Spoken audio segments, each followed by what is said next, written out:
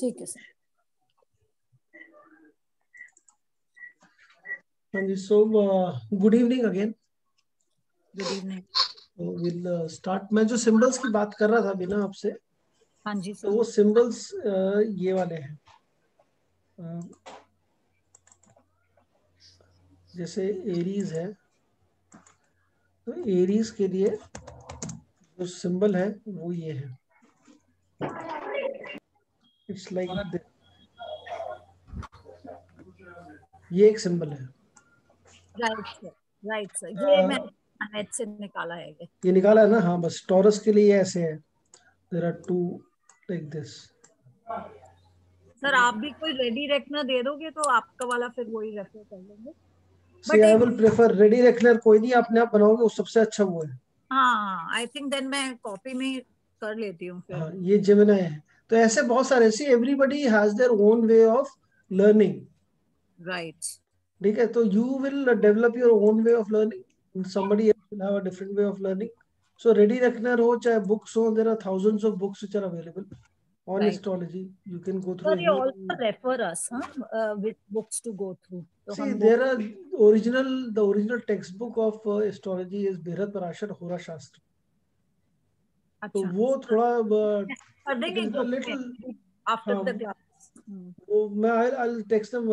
I'll give you some books also, not a problem. वो मैं आपको कुछ PDFs दे दूंगा बुक्स के, ओके। अगर आपको उसका प्रिंट आउट लेना हो, या आपको उसके मतलब बुक्स अभी तो खैर उतना नहीं जरूरत है, बाकी आगे एडवांस आप, क्योंकि होगा क्या, होता क्या है ना, जब आप when you are dealing with clients, then you need see prediction is only 10 to 15 10 minutes का, 10 मिनट्स जॉब। जो राइट। क्वेश्चंस के आंसर प्रिडिक्शन करने में 10 मिनट से ज्यादा नहीं लगते नाड़ी एस्ट्रोलॉजी में। ओके। बट क्लाइंट के क्वेश्चंस को आंसर करने के लिए and to build a story around that, it will take time. True. Sir, because I also consulted an astrologer, not for myself, but for somebody else in the family. And they predicted and told me only finish the entire consulting in just 5 minutes. So, as a client, you feel that, You are not you know, satisfied even if the prediction is right, still you will feel that हाँ, ये मजा नहीं आया, true, पैसे true, वसूल नहीं हुए। true, ठीक sir. है। तो क्योंकि यहाँ पे एक साइकोलॉजिकल कंसल्टिंग भी हो जाती है, since you do हाँ psychological astrology. हाँ, the psychological consulting is that's different. So I to use a lot of other tools also while I consult my clients. But astrologically क्या होता है कि सी बहुत सारे लोग ना, क्योंकि you are not the first astrologer whom they will meet, Right. right? They would have met so many different astrologers past में, तो उन लोगों ने सबने कुछ ना कुछ बताया होता है। अब आप Right. बोलोगे कि कोई किस थोड़े और, and plus after if you have interest, then probably आप अपने हॉरोस्कोप को नेट के थ्रू स्टडी करने की भी कोशिश करोगे। Right. थोड़ा भी इंटरेस्ट अगर आपको होगा तो बहुत सारे सीखे सिखाए लोग आते हैं। It is, you can take an example, it is like you visit a doctor nowadays. So doctor के पास अगर आप जाएंगे तो डॉक्टर जो है वो आप अपनी बीमारी की सिम्टम्स पहले गूगल पे सर्च करके कौन सी दवाई है, क्या चीजें, सारी चीजें आप लेके जाएंगे डॉक्टर के पास। And I remember a very interesting incident. two and a half years back, I had a very hairline fracture in my leg. तो ट्रेकिंग करने गए थे कहीं पे, वो मुड़ गया, पाँव टूट गया। अब मैं ऑर्थोपेडिक के पास बैठा हूँ और उसने बोला कि आपको एक्सरे कराना पड़ेगा, इसमें मतलब दर्द है तो एक्सरे तो करना ही पड़ेगा। तो एक्सरे करा के आए, मैंने उसको पूछा इसमें कहाँ दिखता है, कहता उसने बोला दे एक्सरे देखे फ्रैक्चर है। सो आई आस्क्ड हिम कहाँ कहाँ दिखता है फ्रैक्चर इसमें, तो इसे 8 साल पढ़ना पड़ेगा, उसके बाद पता लगेगा कहाँ दिखता है, That's कैसे true. पता लगेगा। That's true. ठीक है, फिर उसके बाद ही prescribe some medicine and plaster वगैरह हो गया। I went to the chemist और मैंने बोला यदि आपने पेन किलर लिखा मेरे को। He got pissed off completely. He said कि केमिस्ट से ले लो दवाई, केमिस्ट को दिखा लो, वो पढ़ा लिखा है, 12वीं पास आदमी है वो, और उसकी बात आप मान रहे हो। मैं जो इतने साल मैंने लगाए, आप मेरी बात समझ नहीं रहे हो। So, That is the difference between expertise and novice. हाँ नहीं, एक्सपर्टीज नो, इसकी बात नहीं, मतलब सी इट इज लाइक ऐसे ही लोग आएंगे आपके पास भी। True, sir. I'm just saying, जैसे मैं, the way I behave with the doctor, the same way people will behave with you. Yeah. And they will go to different gemstones वाला, ये कहीं पर भी जाएंगे वो कुछ भी बोलेगा, मेरी तो 7.5 चल रही है। हाँ, आपको नहीं मालूम 7.5 कैसे चलती है, तो क्या होता है 7.5, तो हाँ, हर कोई बोल देगा 7.5। सी हमारे ज्योतिष में ना, एंड 90% ऑफ द पीपल जो ज्योतिष प्रैक्टिस कर रहे हैं, उनके लिए बड़ा कन्वीनियंट है कि कुछ भी आपकी लाइफ में प्रॉब्लम है 3 चीजों पे डालने में। एक तो राकेश, जो राहु केतु शनि, इनकी किसी की भी दशा चल रही होगी तो बोलेंगे ये प्रॉब्लम है। दूसरा हाँ, एक साथ प्रॉब्लम है, दूसरी चीज ये कहेंगे कि शनि की 7.5 चल रही है। अब शनि की 7.5 बोला, नाम ही काफी है, आप कुछ आगे क्वेश्चन ही नहीं करेंगे, और शनि के 4 उपाय देंगे लिख के कि ये करना है आपने, और आप बड़े मान लेंगे कि हाँ देखा यही प्रॉब्लम है। एंड उसके बाद कुछ भी गलत होता रहेगा, आप यही बोलते रहेंगे देखा शनि की 7.5 है ना, इसलिए प्रॉब्लम है। अब शनि ही पीछा नहीं छोड़ता। कितने लोग आते हैं मेरे पास, बोलते हैं कि अरे शनि की 7.5 तो मेरे 10 साल पहले चली थी, फिर से शुरू हो गई। 7.5 साल तो बहुत परेशान गए थे। अब उन्हें पता नहीं 7.5 चल रही थी कि वो चल रही थी, दशा शुरू हुई थी शनि की। अब वो क्या हुआ था, व्हाट इज द डिफरेंस, वो नहीं मालूम। फिर कालसर्प दोष बोल देंगे। राइट। आपकी कुंडली में तो कालसर्प है, आप जाके उज्जैन जाके पूजा कराइए। Sir, I am very keen to know about this topic because मैं, ठीक है, तो अभी समझ में नहीं आएगा, सी अभी तो मैं नहीं बताऊंगा। लास्ट क्लास में हम लोग सिर्फ इन्हीं दोष और योग की ही बात करेंगे। मैं आपको समझाऊंगा पूरा कि क्या है, कि कैसे कैसे होता है, वो आप समझ जाएंगे, कोई उसमें बड़ी चीज नहीं है। एंड क्योंकि ये कुछ होता है, मतलब सी इट हैज, तो ये फायदा है पराशरी से हटके, आप अगर नाड़ी करते हैं या केपी करते हैं या कोई और दूसरे वो करते हैं, एस्ट्रोलॉजीज पढ़ते हैं, तो वो उनमें ये योग दोष नहीं है। ये कॉन्सेप्ट हम मानते ही नहीं। राइट। ना मांगलिक माना जाएगा, ना कालसर्प योग है, ना कोई राजयोग है, क्योंकि राजयोग बहुत सारे लोगों को राजयोग पता लग जाता है। अब वो राजयोग तो है, बट वो कब होगा, फल कब देगा, रिजल्ट कब आएगा। आपकी कुंडली में राजयोग है, ठीक है, आदमी एकदम बिल्कुल परेशान घूम रहा है, और राजयोग का क्या करेगा वो, अनलेस आपको पता ना हो जब तक उसको, वो कब कब आएगा उसका, and what is the impact of that. Impact भी तो पता होना चाहिए राजयोग का, वो किसी को नहीं मालूम। कोई ज्योतिष नहीं बताता कि कब आपका राजयोग शुरू होगा। हाँ सर, लाइक मैंने जिनके लिए कंसल्ट किया था, तो उन्होंने बोला राहु है, ठीक है। तो मैंने कहा अच्छा कितने टाइम तक है, तो वो बोले अभी तो 20 साल और चलेगा। हाँ, 18 साल की राहु की दशा होती है, तो 18 साल का टाइम होता है। अगर शुरू हुआ है अभी उस टाइम पे, तो 18 साल राहु चलेगा, वो चलेगा। हाँ, ओके। तो वो उसी दशा, वही मैं कह रहा हूँ, दशा सिस्टम समझना जरूरी है, होता कैसे है। अभी आप समझेंगे, अभी तो खैर अभी स्टार्ट ही किया अभी हमने सिर्फ। तो अच्छा चलिए, आप लोग फिर नंबर याद हो गए राशियों के सबको? नंबर याद है? एरीज, टॉरस, जेमिनी, 1 2 3 4 ना सर? हाँ, नंबर 9 कौन सी राशि है? साजी सर, मैं ही हूँ, इसलिए नंबर 9 मुझे याद है। सैजिटेरियस। नंबर 11? एक्वेरियन हो गया, बिकॉज थर्ड लास्ट है, and last is your Piscean. Last is Piscean. ठीक है, तो चलो आपको याद है, I will give benefit of doubt to all, कि आप लोगों को सारी राशियां याद हैं। एंड सारी नहीं याद, I will be very mad. नहीं, ये याद आप कर लें, नहीं याद तो याद कर लें, क्योंकि फिर वो उसके अंदर थोड़ी सी प्रॉब्लम होगी नहीं सर, देखने में। करोगे नेक्स्ट क्लास में। हाँ, ये याद होने जरूरी है। बाकी अभी हम बात करते हैं, आज थोड़ी सी पहले एस्ट्रोनॉमी से स्टार्ट करेंगे, फिर उसके बाद एस्ट्रोलॉजी पे जाएंगे। तो आज हम एस्ट्रोनॉमी क्या है, एस्ट्रोनॉमी में हम बात करेंगे। आप लोगों को अर्थ की रोटेशन का मालूम है क्या? अर्थ के मूवमेंट्स का मालूम है? अर्थ की कितने टाइप की मूवमेंट्स होती हैं? नहीं सर, बता दीजिए प्लीज। यार, ये तो बचपन बच्चों का वो है। Studied in school. हाँ, एवरी रोटेशन एंड रेवोल्यूशन। यस्टरयर्स। अरे रोटेशन एंड रेवोल्यूशन भाई, दिन रात जो होता है वो रोटेशन से होता है। दैट इज रेवोल्यूशन जो अभी कल आप न्यू ईयर बनाएंगे, वो रेवोल्यूशन पूरा होगा, फिर उसके बाद आप न्यू ईयर बनाएंगे कल। तो वो रेवोल्यूशन हो गया, रोटेशन हो गया।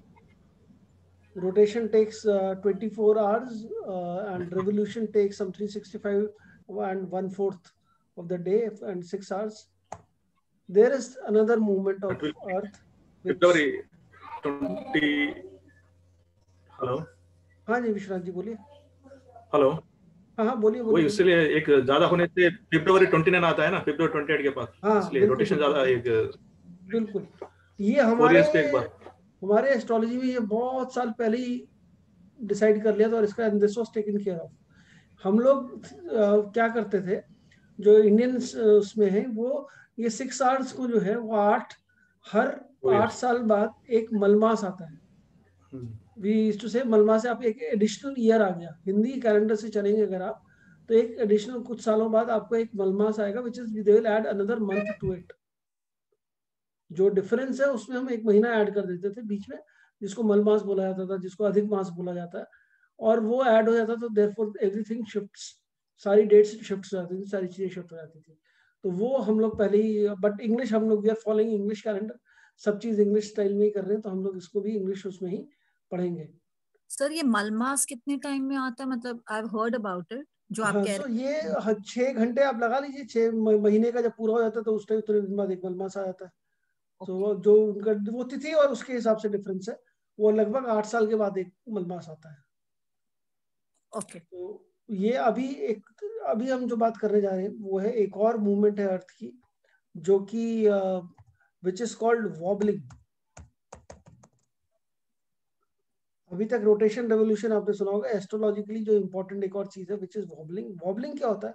Wobbling like you have seen top, लट्टू देखा है सब लोगों ने, राइट। जो, या बेब्लेड देखा, बेब्लेड बच्चे खेलते हैं। Yes. Anything which is revolving on a at a very high speed, जब वो रुकती है तो वो नीचे वॉबल करता है, वो ऐसे टेढ़ा मेढ़ा होके गिरेगा। लट्टू जो है वो ऐसे, it will not be spinning in a particular speed, it will slow down and then stop. तो वो जो स्लोइंग मूवमेंट नहीं, जो वॉबलिंग है, थोड़ा सा उसका नीचे का जो पॉइंट है ना वो हिलता है, धीरे धीरे हिलता है, लेकिन हमें पता नहीं चलता, बहुत धीरे धीरे हिलता है वो।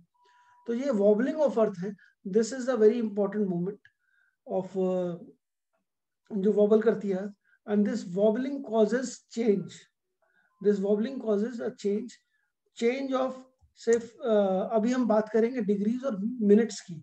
ये जो मिनट्स की बात करेंगे, ये मिनट्स है यूनिट्स ऑफ डिग्री, ये यूनिट्स हैं डिग्री के। तो ये जो वॉबलिंग होती है, जिसको हम हिंदी में बोलते हैं अयांश, ये बड़ा ही छोटा सा नॉन सिग्निफिकेंट एक तरीके का है एक लाइफ टाइम में। मतलब हमारी एक पूरे, मतलब मान लीजिए 70 साल की आप अपनी लाइफ को समझते हैं एवरेज, तो 70 साल की लाइफ में आदमी की लाइफ में वो ज्यादा फर्क नहीं आएगा, लेकिन over a period of years ये बहुत बड़ा फर्क आ जाता है। एंड ये समझ लीजिए, जैसे हमने 2 सिस्टम फॉलो होते हैं, तो अयांश के बेसिस पे ही 2 सिस्टम फॉलो होते हैं। जब हम अयांश को कंसिडर करते हैं तो उसको बोलते हैं सायन सिस्टम, और दूसरा जब हम नहीं फॉलो करते उसको, अयांश को नहीं लेते, तो निरायन सिस्टम बोलते हैं उसको, निरायन एंड सायन। अब अगर आप देखेंगे इंग्लिश कैलेंडर को, जहां पे, और ये समझिए इतना 50 मिनट का 50 सेकेंड्स का फर्क है एवरी ईयर, 50 सेकेंड्स ओनली। ये सेकेंड्स वो नहीं है टाइम वाले, ये seconds is unit of minutes and second are unit of degrees. तो एक degree 50 minute 60 seconds and then again 60 seconds में, तो 50 सेकेंड्स पर ईयर का फर्क आता है उस अयांश की मूवमेंट के हिसाब से। लास्ट जब ये बिल्कुल लास्ट रोटेशन जब पूरा हुआ था वो 197 एडी में हुआ था। तो 197 एडी, या समझ लीजिए 2000 साल पहले पूरा हुआ था ये एक रोटेशन। अब वो वापस करते करते थोड़ा सा उसमें और फर्क आ गया, तो मतलब now it has move for couple of days, now it is now that degree revolution जो है उससे कुछ दिनों का फर्क पड़ गया। कितने दिनों का फर्क पड़ गया? मतलब जब ये समझ लीजिए 197 एडी में सनसाइन और मूनसाइन की जो डेट्स थी वो एक ही थी। अभी क्या है, दोनों ही चेंज हो गई हैं डेट्स। मतलब अभी की जैसे कितना फर्क आ गया, हमारी तो वही निरायण सिस्टम में तो वही चल रही है। हम 14 उसमें 14 जनवरी को बोलेंगे कि वो सन जो है एरीज में जा रहा है, लेकिन साइंस सिस्टम के हिसाब से वो 22, 21, 22 वाला जो सनसाइन वाला जो डेट्स है वो वाले डेट्स आ गए हैं। तो ये कुछ लगभग 6-7 दिन का फर्क आ गया है फ्रॉम इन लास्ट 2000 ईयर्स। तो ये हमारे एस्ट्रोलॉजिकल पॉइंट ऑफ व्यू से ये बहुत बड़ा, ये this you can thank your the technology which is currently we use in terms of software and other things, कि हमें एग्जैक्ट कैलकुलेशन पता लग गई। और अब एग्जैक्ट कैलकुलेशन हमने पहले भी थी, लेकिन अब हम इसको आयांश को ले कंसिडर करके फिर हम अपनी जितनी भी हमारी जो कैलकुलेशंस है वो सारे जितने सॉफ्टवेयर हैं वो सब इस आयांश को कैलकुलेट करते हैं। और जितने भी बड़े बड़े एस्ट्रोलॉजर्स हुए जिन्होंने बहुत रिसर्च करी, डिस्कवरी करी इसके ऊपर, सब ने अपने अपने आयांश बना दिए। तो आपको आयांश अलग अलग तरीकों के मिलेंगे। जैसे मैं आपको एक इसमें, ये आयांश का कॉन्सेप्ट क्लियर हुआ आपको? आयांश होता क्या है sir? see, I have understood the meaning, लेकिन थोड़ा सा how we use it in astrology इसमें थोड़ा सा clarity। How we use it in astrology वो हमारे को प्रॉब्लम नहीं है, क्योंकि सॉफ्टवेयर में ऑलरेडी है। तो देखिए, सबसे ज्यादा जो कॉमन यूज होता है वो चित्रपक्ष आयांश होता है। ये जो लिखा हुआ है चित्रपक्ष आयांश, ये वाला यूज होता है। रमन आयांश है, ये बीवी रमन ने अपना बनाया। फिर फगन आयांश है, फिर केपी न्यू आयांश, केपी आयांश, वेस्टर्न आयांश, नाड़ी वाला ये उमंग तनेजा का वो है आयांश। Then there are different different other आयांश विच आर यूज्ड। कई सारे आयांश हैं। अपने जो भी अपना सिस्टम बनाता है वो अपना आयांश यूज करता है, अपनी कैलकुलेशन उस आयांश में डालता है। बेसिकली सर इसका मतलब ये हो गया कि जो हम डिफरेंशियल ले लेते हैं जो डेज का है बिकॉज ऑफ द वॉबलिंग और द आयांश कॉन्सेप्ट, उसकी वजह से accuracy now we are able to get मोर।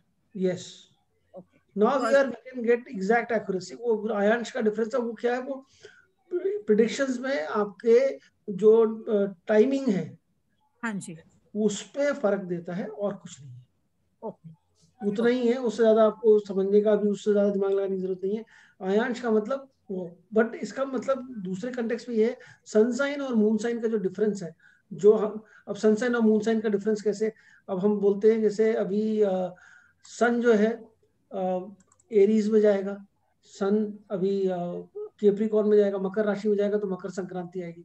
तो इस तरीके के जो भी मूवमेंट ऑफ सन है, सन की मूवमेंट इन एवरी साइन, उसकी डेट्स में इंग्लिश कैलेंडर में और हमारे जो पुराने एफरमेरीज हैं, जो हमारे पंचांग हैं, उसके हिसाब से जो डिफरेंस है वो 6-7 दिन का, 8 दिन का है।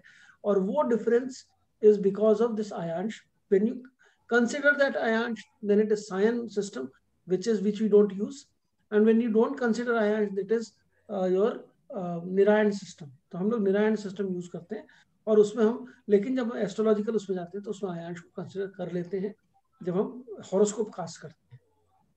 हाँ that sir, correction is done. I also had this question because result नहीं आएगा क्या? हाँ, प्रेडिक्शन में फर्क नहीं आएगा, किससे आएगा ना?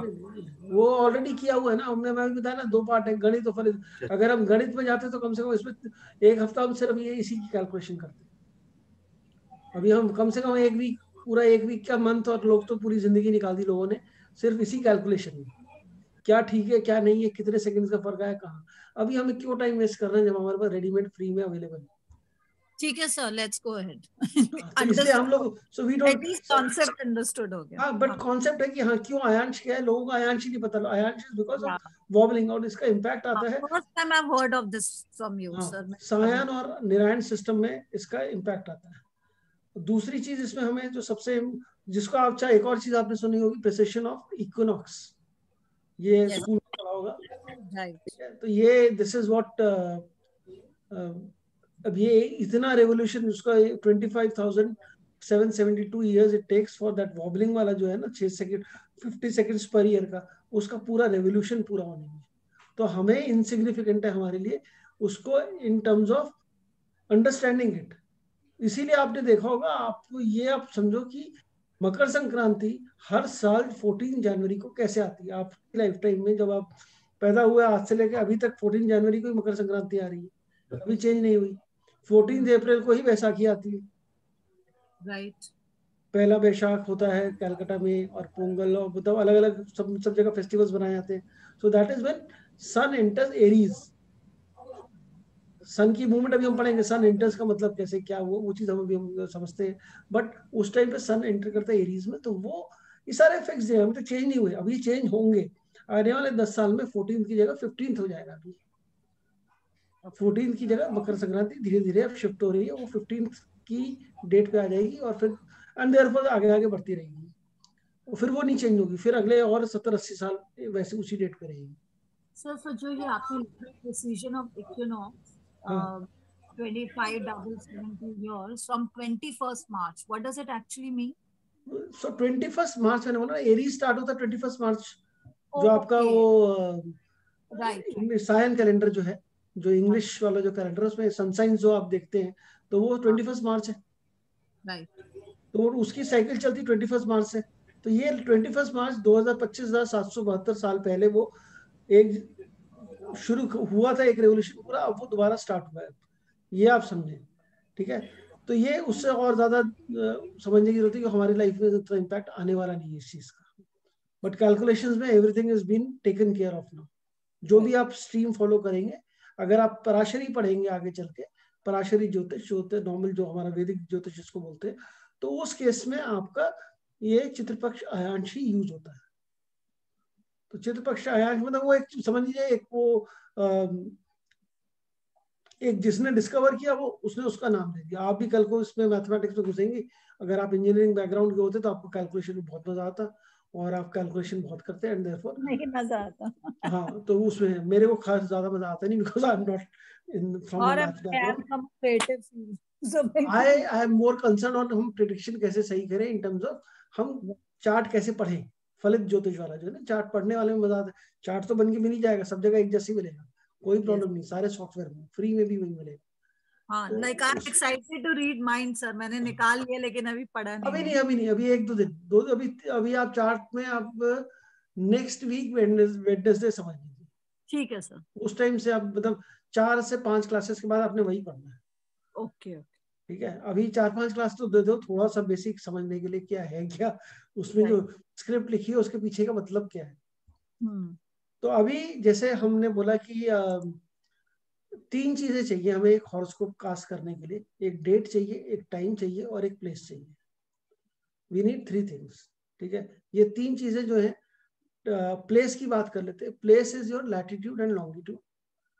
ठीक है, लैटिट्यूड लॉन्गिट्यूड आपने समझा सुना होगा कि क्या होता है लैटिट्यूड लॉन्गिट्यूड, बचपन में पढ़ा था।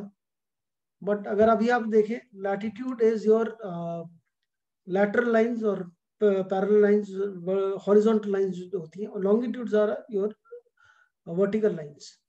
तो अगर आप अर्थ को, it's like an orange, you can consider the earth as an orange, और लॉन्ग जो जितने लॉन्गिट्यूड्स हैं, हर एक लाइन इमेजिनरी लाइंस ड्रॉ कर दें, 360 लाइंस ड्रॉ कर दें अगर आप अर्थ को इक्वली बना के, सो वो आपका लॉन्गिट्यूड हो जाता है। और एवरी 111 किलोमीटर्स के बाद एक लाइन बनती है।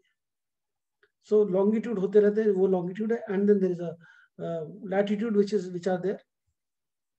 तो ये जब हम पुराने जमाने में, हम अभी भी कहते हैं बहुत सारे लोग, उज्जैन को they consider as centre of earth. ठीक है, कि ये सेंटर ऑफ अर्थ है, यहाँ से हमारा, जब हमारे कोई वो टाइम मतलब ये अपना इंग्लिश अंग्रेज नहीं आए, अब अंग्रेजों ये क्या हुआ, अंग्रेजों there was a time when British used to control majority countries of the world. अब उनको बड़ी प्रॉब्लम होती थी टाइमिंग करने में, कि किस टाइम पे निकले, कहाँ पहुंचे, किधर कौन से किसी ने निकलना है इंग्लैंड से, कहाँ जाना है। So they established this Greenwich mean time which is followed world wide. तो वर्ल्ड वाइड उन्होंने क्या किया, ग्रीनविच से उन्होंने कहा ये सेंटर है, यहीं से हम लोग सारा टाइम मेजर करेंगे। तो जो ग्रीनविच में जो लॉन्गिट्यूड जो क्रॉस करता है ग्रीनविच से, that is called prime meridian. तो ये बचपन में ज्योग्राफी में हम लोगों ने सबने पढ़ा है। तो प्राइम मेरिडियन जो है वो ग्रीनविच से पास करता है, इसलिए वहीं का टाइम जो है दैट इज द टाइम। वहां से उसके बेसिस पे सारा टाइम जोन्स डिफाइन हुए सब जगह के, एंड उसके बेसिस पे ही सारे कैलकुलेशन होती है वर्ल्ड ओवर टाइम की। एएम पीएम की जो टाइम की जो कैलकुलेशन है वो वहीं से होती है, ग्रीनविच से ही होती है। बाकी तो सब जगह अलग अलग टाइम चलते हैं। तो ये वहीं से जो ये लॉन्गिट्यूड आते हैं, तो उधर से फर्स्ट लॉन्गिट्यूड वहां पे था, एंड उसके हर 111 किलोमीटर के बाद एक और लाइन जोड़ते चले गए, and there are 360 such lines. वो and they all are called longitudes. तो हमारे यहाँ इलाहाबाद में इंडियन स्टैंडर्ड टाइम जो है वो इलाहाबाद से है, जो लॉन्गिट्यूड क्रॉस पास करती है वो इलाहाबाद में पास करती है, विच इज 82 डिग्रीज 30 मिनट्स, जिसको हम बोलते हैं इलाहाबाद के टाइम पे। एंड वो जो 82 डिग्री 20 मिनट्स है, दिस इज अगेन योर, वहां से अगर आप चलेंगे दिल्ली की तरफ, या आप चलेंगे कितना टाइम लगता है, तो टाइम और डिस्टेंस और स्पीड के वाला जो फॉर्मूला वो आप लगा सकते हैं। और दूसरा जो टाइम डिफरेंस है वो आप कैलकुलेट कर सकते हैं हर एक जगह का। दैट्स वेरी इजी, कोई उसमें मुश्किल नहीं है, बट वो भी is not required. The concept should be clear कि लॉन्गिट्यूड हमारे इलाहाबाद से क्रॉस करती है, और वहां से और लंदन का टाइम जो है, दोनों का टाइम अगर आप देखेंगे तो 5 घंटे 30 मिनट का डिफरेंस है between the time. And longitude is 4 degrees, मतलब इसका अगर आप देखेंगे तो this is 4 minutes, 1 degree is equal to 4 minutes. 4 minutes is your in terms of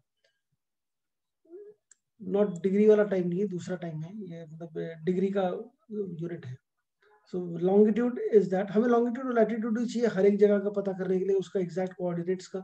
वो सॉफ्टवेयर में हम डालते हैं तो एग्जैक्ट कोऑर्डिनेट्स पता लग जाते हैं हमें। हमें ये भी पता लग जाता है कि उसका प्लेस का एक्यूरेसी क्या है। एंड नाउ डेज वी से कि accuracy is very important, because accuracy अगर होगी तभी वो प्रेडिक्शंस आगे चल के ठीक कर पाएंगे हम लोग। अब इंग्लिश में तो आपको मालूम ही है ये सारी चीजें कि 60 second is 1 minute, 60 minutes is 1 hour, 24 hours is 1 day.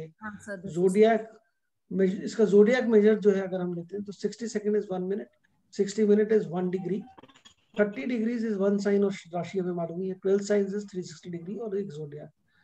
Now if you look at this, तो ये 15 degree of longitude is 1 our and 360 degree of longitude is 24 hours. मतलब जब लॉन्गिट्यूड सारे कवर हो जाते हैं, अर्थ पूरा घूम जाती है अपने एक एक्सिस पे, तो then it is 24 hours.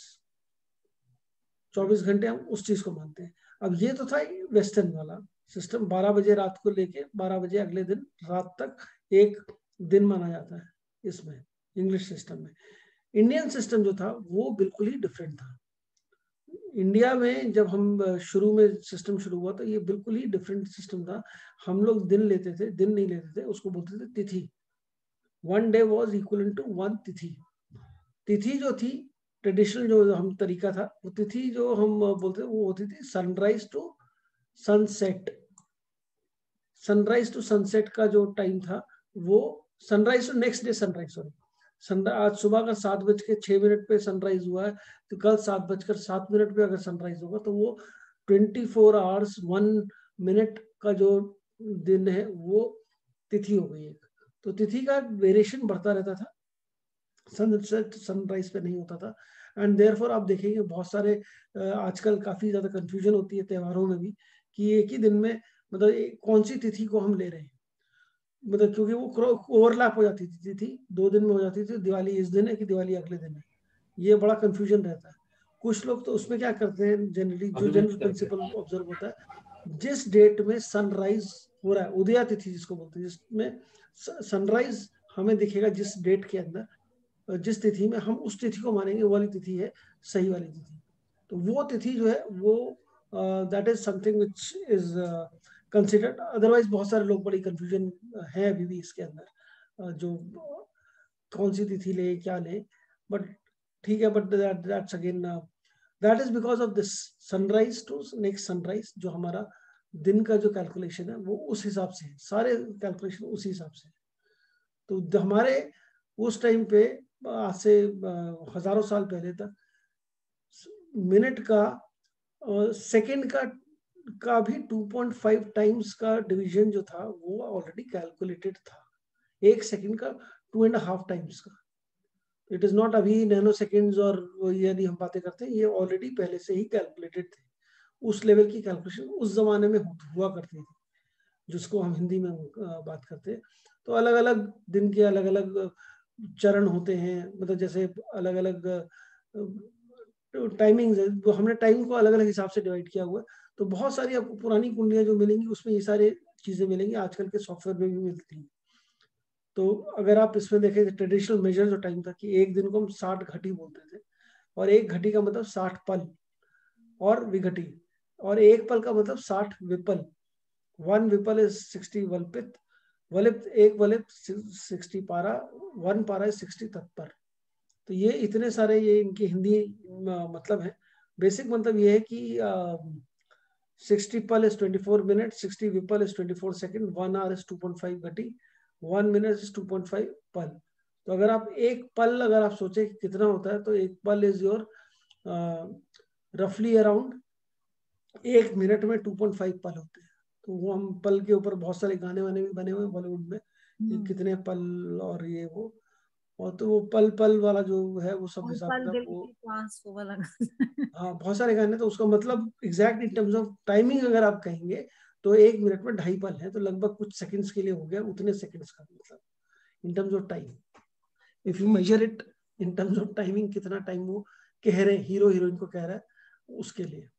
So otherwise this is again sir something. Normally तो तिथि आता है ना हॉरोस्कोप में, usually when we take out. नहीं नहीं, वो डेट्स ही आती हैं आजकल, कुछ भी नहीं आता आजकल आपको। सी यू हैव टू अंडरस्टैंड कहाँ पर है। एक और बड़ी इंपॉर्टेंट बात है, चूंकि हम लोग सॉफ्टवेयर यूज करते हैं और सब जगह ये यूज करते हैं, बहुत जगह स्पेशली साउथ में ये है कि अगर रात को 12-1 बजे 2 बजे बच्चा पैदा हुआ है तो उसको सनराइज से पहले पिछला दिन ही, पिछली डेट ही लेते हैं। तिथि वाला जो आप कह रहे हैं ना, तिथि लेते हैं, तो वो तिथि लेते हैं, विच इज रॉन्ग। अगर लिया भी है यू नीड टू चेक कि कौन सी डेट है, बिकॉज हम सॉफ्टवेयर में तो क्यों, हमारा सॉफ्टवेयर ये तिथि के हिसाब से काम नहीं करेगा, कोई भी सॉफ्टवेयर तिथि के हिसाब से काम नहीं कर रहा। ओके। सारे सॉफ्टवेयर जो है वो current English measure of time जो है, जो Because अभी हम after standard time 12 use. a.m., after 12 p.m., sorry, you are considered next day. है हाँ, ना? ये after 12 p.m. Immediate 12 p.m. 1 second 001 second is considered next day. Next day. तो date will be next day. Right. South वाले It will horoscope में change. बहुत ज्यादा वो है। हाँ but sir I also always wondered because एक बार आई रिमेम्बर जो ट्रेडिशनल ज्योति हैं वो तो ये बोल रहे थे कि नहीं आपने क्यों next day, because both my children are born after 12 p.m. So हाँ they said no, you should consider the previous day, नहीं but that was confusing. नहीं नहीं, वो गलत है, बिल्कुल गलत है। है ना? जी। नहीं बिल्कुल गलत, वो नहीं करना, हमें यही लेना। हाँ ट्रेडिशन जो तो उनका कोई पुराना सिस्टम होगा करने का, होगा। कैलकुलेशन करने का, वो अलग कहानी है, हमें उससे मतलब नहीं है। Because see there are so many different people who are following different different charts और डिफरेंट थिंग्स। हमें मतलब है एक्यूरेसी और प्रेडिक्शन पे। So whenever we consider a horoscope of anyone, we will consider post 12 p.m. the next day. हाँ, post 12 p.m. Is next day every 12 time. p.m. and 1 second भी ऊपर हो तो भी नेक्स्ट डे तो भी होगा। नेक्स्ट डे, बिल्कुल ठीक। बिल्कुल। और ये 1 second वाली कैलकुलेशन बड़ी पता भी नहीं चलती है, क्योंकि राइट। क्योंकि हॉस्पिटल की जो क्लॉक है या जो डॉक्टर ने क्लॉक पहनी, जो जिस डॉक्टर ने आपको बताया किस टाइम पे हुआ, राइट। ठीक है, वो जो टाइमिंग है वो टाइमिंग एग्जैक्ट है कि नहीं है, उसकी क्लॉक तो खराब नहीं है, आगे पीछे तो नहीं है। हम्म। तो वो भी बड़ा एक पॉइंट ऑफ वो है We consumption. ourselves have checked. Like I made sure. हाँ नहीं I वो तो अपनी घड़ी कौन सी घड़ी कौन सा, वो अपना जो फोन पे देखना आजकल तो बहुत प्रिसाइज होने लगा है, बट आज से 10 साल 15 साल पहले तक उतना प्रिसाइज नहीं मिलता था। बट एग्जैक्ट टाइमिंग पता लगे बड़ी अच्छी बात है, वो ठीक है। खैर वो हम जब हम एडवांस में करते हैं तो वी मेक आउट, वो हम करेक्शन कर लेते हैं depending on past events of your life. We correct the timing, अगर थोड़ा बहुत ऊपर नीचे होता है तो right. उसको बर्थ टाइम रेक्टिफिकेशन बोला जाता है। इसको बर्थ बर्थ प्रेडिक्शन बोलते हैं क्या सर? हाँ, बर्थ टाइम रेक्टिफिकेशन, उसको हम वो बोलते हैं बर्थ टाइम रेक्टिफिकेशन। वो हो जाता है रेक्टिफिकेशन, ऐसा कुछ प्रॉब्लम नहीं है कि नहीं होगा। अब हम आते हैं हॉरोस्कोप में, जो हमने कल एक बना लिया था, उसका मतलब समझते हैं कि कैसे क्या। और होरा is are, scopus is observer observer. यहाँ पे अगर if you are standing in middle of the earth, जहाँ पर भी ये हॉस्पिटल है, समझिए हॉस्पिटल में आप बच्चा पैदा हुआ हमने देखा, हम कहाँ देखेंगे, फर्स्ट हाउस में क्या आएगा। अब किधर हम देख रहे हैं, तो हमें सबसे पहले ईस्टर्न होराइजन पे देखना है। ईस्टर्न होराइजन पे आप चेक करेंगे, एंड ईस्टर्न होराइजन में जो भी साइन असेंडिंग होगा, जो साइन दिखेगा, that is your lagna sign. मतलब लग्न में जो साइन आने वाला वो वाला sign, that is your ascendant. Eastern side पे चेक करना है हमने। और ये आप कैसे चेक करेंगे, कोई बड़ी मुश्किल नहीं है, आप चेक कर सकते हैं। और इसका मतलब आप यू कैन चेक इट, लग्न टेबल मिलता है, ऑनलाइन है, सारे पंचांग वगैरह सब ऑनलाइन मिलते हैं आजकल, कोई भी चीज ऐसी नहीं कि नहीं मिलेगी। सो अब जैसे मैंने ये स्क्रीन शेयर करी, इसमें लग्न टेबल अगर मैं देखूं, सर्च करें अगर आप, तो ये हो गई, ये एक लग्न टेबल हमने खोल दिया। तो कल हमने फर्स्ट हाउस आपको बताया था, फर्स्ट हाउस क्या है। तो अभी आज की डेट में जैसे अगर आप देखेंगे, ये आज की डेट का कैलेंडर है, ये लग्न टेबल है। लग्न टेबल का मतलब हो गया कि किस टाइम पे। तो सो फॉर एग्जांपल अगर a child is born at मान लीजिए 7 AM टुडे, तो उसके फर्स्ट हाउस में धनु लग्न, धनु मतलब सैजिटेरियस, उसके फर्स्ट हाउस में राशि आएगी। अगर वो बच्चा पैदा हुआ है 9 बजे, तो ये मकर आएगा। फर्स्ट हाउस में बेसिकली जब हमने जो आपने हाउसेस कल बताए थे, हाँ, तो उसमें फर्स्ट हाउस में हम धनु लिखेंगे इनफैक्ट, फर्स्ट या हाउस में नंबर 9 लिखेंगे। नंबर 9 लिखेंगे, है ना? बिल्कुल बिल्कुल। ठीक है। ठीक है। सो अब समझे, ये दिस इज, ये समझे रोज का चेंज होगा, रोज अलग अलग होगा। रफली हर 2 घंटे में, क्योंकि 24 घंटे में पूरी अर्थ रिवॉल्व करती है, रोटेट करती है, तो 12 राशियां हमारे पास। तो एवरेज में 2 घंटे, 12 एग्जैक्ट 2 घंटा नहीं आता कभी भी, बट एवरेज में लगभग 2 घंटे के आसपास एक साइन रहेगा। ओके। फिर वो अर्थ घूम जाएगी। तो पहले साइन था, ईस्टर्न होराइजन पे साइन था सुबह 6:07 पे धनु, फिर 8:13 पे वो साइन ऊपर चला गया और आ गया मकर। और वो जो साइन है असेंडेंट का डिग्री जिसको हम बोलते हैं, साइन इज 30 डिग्रीज। जो साइन जो है वो साइन जो है वो साइन 30 डिग्रीज का है। तो 30 degree is at the start, मतलब 60607 पे वो 30 डिग्री का 0 डिग्री था, और 813 पे वो 30 डिग्री पूरा कंप्लीट हो गया। हाँ, ओके। तो वो जब तक जैसे जैसे जब बढ़ता जाएगा वैसे वैसे उसका 1-1 डिग्री बढ़ता जाए। तो आई तो फील 4 सर, मिनट इज रफली 1 डिग्री। ओके। तो अगर हम 9 o'clock का देख रहे हैं फॉर एग्जाम्पल, तो फिर हम मकर दे, है ना? मकर आएगा। इस टाइम बच्चा अगर कोई पैदा होगा, जैसे एज यू स्पीक अभी इस टाइम पे टाइम हो रहा है 6:45, तो ये अभी आएगा मिथुन लगना आएगा। और ये नक्षत्र भी इसमें नीचे लिखे हुए हैं, कौन सा नक्षत्र है वो, पुष्कर नवंश, वो अच्छा पुष्कर नवंश वाला वो, तो बट ये कारक जो है ये कर्क राशि, मतलब अभी आए 6:54 के बाद होगा, तो कर्क राशि मतलब नंबर 4 आ जाएगा उसके अंदर। ये दिस इज लाइक वेरी, मतलब कॉन्सेप्ट आप समझना कि असेंडेंट में हर 2 घंटे में असेंडेंट चेंज होता रहता है, और हर 2 घंटे में राशि बदलती रहेगी फर्स्ट हाउस से। एक डाउट है सर। हाँ पूछिए। सर एक छोटा सा डाउट है। हाँ हाँ। जो 10 मिनट पे हो रहा है, आपकी आवाज कट रही विश्वनाथ जी, कुछ समझ नहीं आया। 9 पे, अगर 9 समझो बजकर, सर कर्क का है 9:10 PM है, राइट? हाँ 10 मिनट PM, और सीमा भी है 9:10। हाँ। तब कौन सा लेना पड़ेगा, कर्क लेना पड़ेगा, सीमा लेंगे? अगर एग्जैक्ट 9:10 दो पे भी हुआ, सेम टाइम पे है ना सर, लास्ट मिनट पे? अरे वो 9:11 आप पकड़ लो हाँ उसको। Right. This is just for the reference, 9:11 पकड़ अच्छा, सकते हैं इसको, वो कोई इशू नहीं है। अगर एग्जैक्ट ओके एकदम उसी पे हो रहा है तो कई बार आता है 29 डिग्रीज, 29 डिग्रीज पे ascendant will be 29 degrees few minutes. तो वो बहुत, अगर उस टाइम पे ही असेंडेंट चेंज हो रहा है, तो हम थोड़ा सा भी आगे पीछे करते हैं कभी, तो आपको पता लगेगा अरे ये तो असेंडेंट ही चेंज हो गया। तो ऐसा होता है, आई एम नॉट सेइंग नहीं होता, बट हम लेंगे वही जो 9-10, जब तक वो पूरा 30 डिग्री कंप्लीट नहीं हो गया। अच्छा 9:10 लेंगे, कर्क लेंगे, सीमा नहीं लेंगे। हाँ 9:11 से कर, सीमा लेंगे। हाँ 9:11 से सिमा लेंगे, 9:10 जो है 9:10 1 सेकेंड से सिमा लेंगे। अच्छा 1 सेकंड होगा तो हाँ राइट, मतलब 1 सेकेंड भी आएंगे ना इसमें। सीमा हो जाएगा। 9:10 तो वो हो गया 9 hours 10 minutes, 9 hours 10 minute 1 second के बाद सिमा लग जाएगा। अब सेकंड्स तक अगर हमें कैलकुलेशन है, हमारे को उसका पता लग गया कि कब हुआ, तो दैट यू कैन टेक। ठीक है, बट ठीक है। This is how ascendant is decided. Ascendant जो है वो मूव करते रहते हैं सारे के सारे, ऐसे पूरा ऐसा पूरा मूव करता रहेगा, और फिर अगले दिन फिर दूसरा शुरू हो जाएगा। ओके, ठीक है। तो आप लोग जिस भी बताइए, this is how, and this you table you get everywhere, ये कहीं पर भी मिल जाएगा आपको टेबल, गूगल पे लग्न टेबल टाइप करिए आप, आपको मिल जाएगा, किसी का भी मिल सकता है। जो भी सेकंड, जो बच्चा पैदा हुआ वो ईस्टर्न होराइजन में उसका वही वाला हमने वो लग्न ले लिया। और कई बार लग्न हम, जैसे जब आप एडवांस में प्रश्न ज्योतिष पढ़ेंगे, तो प्रश्न ज्योतिष में जो आदमी प्रश्न पूछ रहा है उस टाइम को भी हम लग्न ले लेते हैं। जो भी क्वेश्चन पूछ रहा है उसको उसका जो टाइमिंग है, timing of asking the question. Sir उसको प्रश्नावली या कुछ बोलते हैं ना?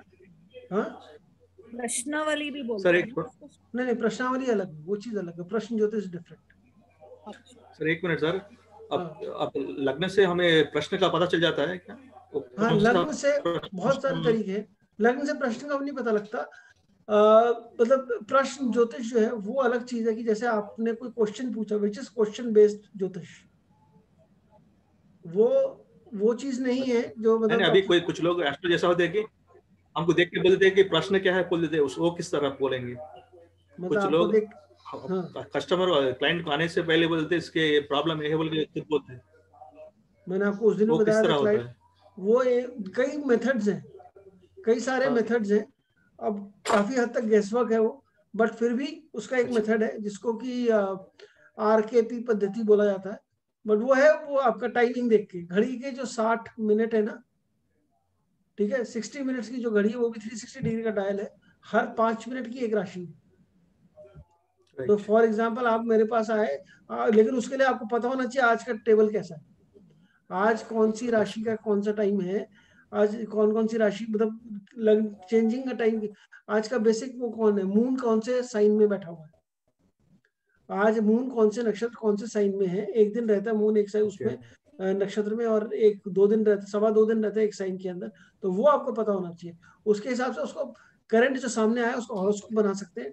और कुछ लोगों के वो ज्यादा प्रैक्टिस जो करते हैं उनके दिमाग में होता है, वो सेट होता है एक तरीके से, समझ लीजिए आपने आया, और जिस जिस चीज के लिए आप आए तो वो टाइम देखेंगे, उसका असेंडेंट बनाएंगे, एंड असेंडेंट बना के वो कास्ट, एक हॉरोस्कोप कास्ट हो जाता है एक तरीके से, and then you can tell कि आप किस लिए आए हैं। अच्छा तो अगर वो आपका मून मान लीजिए, आप जब आए और उस टाइम पे असेंडेंट 4th हाउस का कुछ आ रहा है आपका, मतलब 4th हाउस में मून दिख रहा है आपका, तो आप बोलेंगे कि ये घर की प्रॉब्लम के लिए आया है या मदर की प्रॉब्लम के लिए आया है। तो एक वो होता है, but that is again very very, ठीक है वो कर सकते हैं, it is not a very difficult thing deep और it is knowledge. Not a very impossible thing, easy thing, but again guess work, more of a guess work. Yes, तो 50% वही वाली रूल एक्यूरेट नहीं अप्लाइज। रहेगा। हाँ 50% ठीक रहेंगे, 50% right. गड़बड़ रहेंगे। तो तो हम सर उससे, हाँ सर्कमस्टेंसेस में ये यूज होता है, जैसे कि लेट्स से किसी कोई एक इम्पोर्टेंट बिजनेस सेटअप करने वाला है, या उसकी शादी, any important event in their life, या there is a wedding in the family, so उसमें यही चीजें देखी जाती हैं उस कौन दिन सी का? चीज है? सर यही जो प्रश्न है, नहीं प्रश्न। नहीं नहीं, प्रश्न क्या होता है, प्रश्न ज्योतिष एक सेगमेंट है आपका, इन योर दिस ज्योतिष हर एक में होता है। प्रश्न ज्योतिष कैसे लगाते हैं उसमें वो होता है, होरा एस्ट्रोलॉजी उसको बोलते हैं। और उसके अंदर basically आप जो क्वेश्चन पूछ रहे हो, any mundane question, any mundane question, जैसे आप प्रॉब्ली आपके पास ऑफर है, 2 जगह से नौकरी का ऑफर है, आपने पूछा कि कौन सी नौकरी ज्वाइन करूँ, अब ये तो हॉरोस्कोप बताएगा नहीं, राइट। ये तो हाँ। हॉरोस्कोप पता है, हॉरोस्कोप बताएगा नौकरी मिलेगी, नौकरी मिल गई आपको, अब आपके उसका कंफ्यूजन है, एक नहीं 2 मिल गई, अब कौन सी हम्म, बेटर रहेगी। हम्म, अब लड़की नहीं मिल रही थी, लड़की शादी के लिए लड़की मिल गई, 2 मिल गई एक साथ, अब हाँ। कौन सी लड़की ठीक रहेगी, अब ये तो हॉरोस्कोप नहीं बता रहा, हॉरोस्कोप बताएगा शादी होने वाली है, और कौन सबसे सही रहेगी, चलो दोनों के हॉरोस्कोप देख लिए, फिर भी कंफ्यूजन है, दोनों एक और जैसे दिख उसमें रहे हैं। सर आप बता रहे हैं एक्यूरेसी 50% ही रहती है? इसकी नहीं नहीं, प्रश्न ज्योतिष की तो 100% है। अच्छा, ये 100%? जो विश्वनाथ जी पूछ रहे थे, कुछ और पूछ रहे थे, ये पूछ रहे थे कि जैसे कई बार एस्ट्रोलॉजर पहले ही बता देता है कि आप क्या पूछने आए हैं मुझसे, ओके ना ठीक है। उसमें। हाँ, आप उसके पास बैठे हैं, आप सामने गए, उसने बोला अच्छा आप ये पूछने इसके बारे में बात करने आए हैं, तो वो कैसे पता लगता लोगों को, अच्छा, वो चीज। प्रीएम्प्ट कर लेना, प्रीएम्प्ट कर लिया कि आप अच्छा। प्रीएम्प्ट कर लिया या वो पता लग गया, वो पता लग सकता है उसमें भी। अगेन आपने अभी करंट मोमेंट का हॉरोस्कोप बनाया और उसमें से पता लग गया आपके सामने वाला प्रश्न आदमी वाले किस में, लिए आया, वो भी बता सकते हो आप। ओके, प्रश्न वाले में जैसे हमने ऐसे पूछा विच जॉब वाज बेटर और विच, हाँ, वो तो एग्जैक्ट है, वो तो 100% एक्यूरेट चीज है।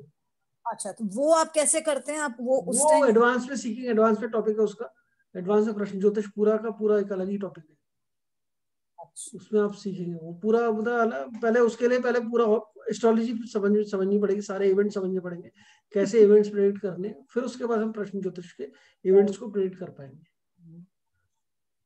वो but that is predict 100% accurate, very very interesting and very very very accurate thing.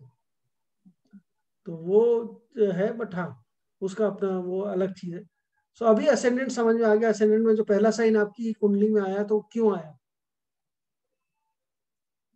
पहला साइन जो है आपके फर्स्ट हाउस में जो भी साइन है वो क्यों है?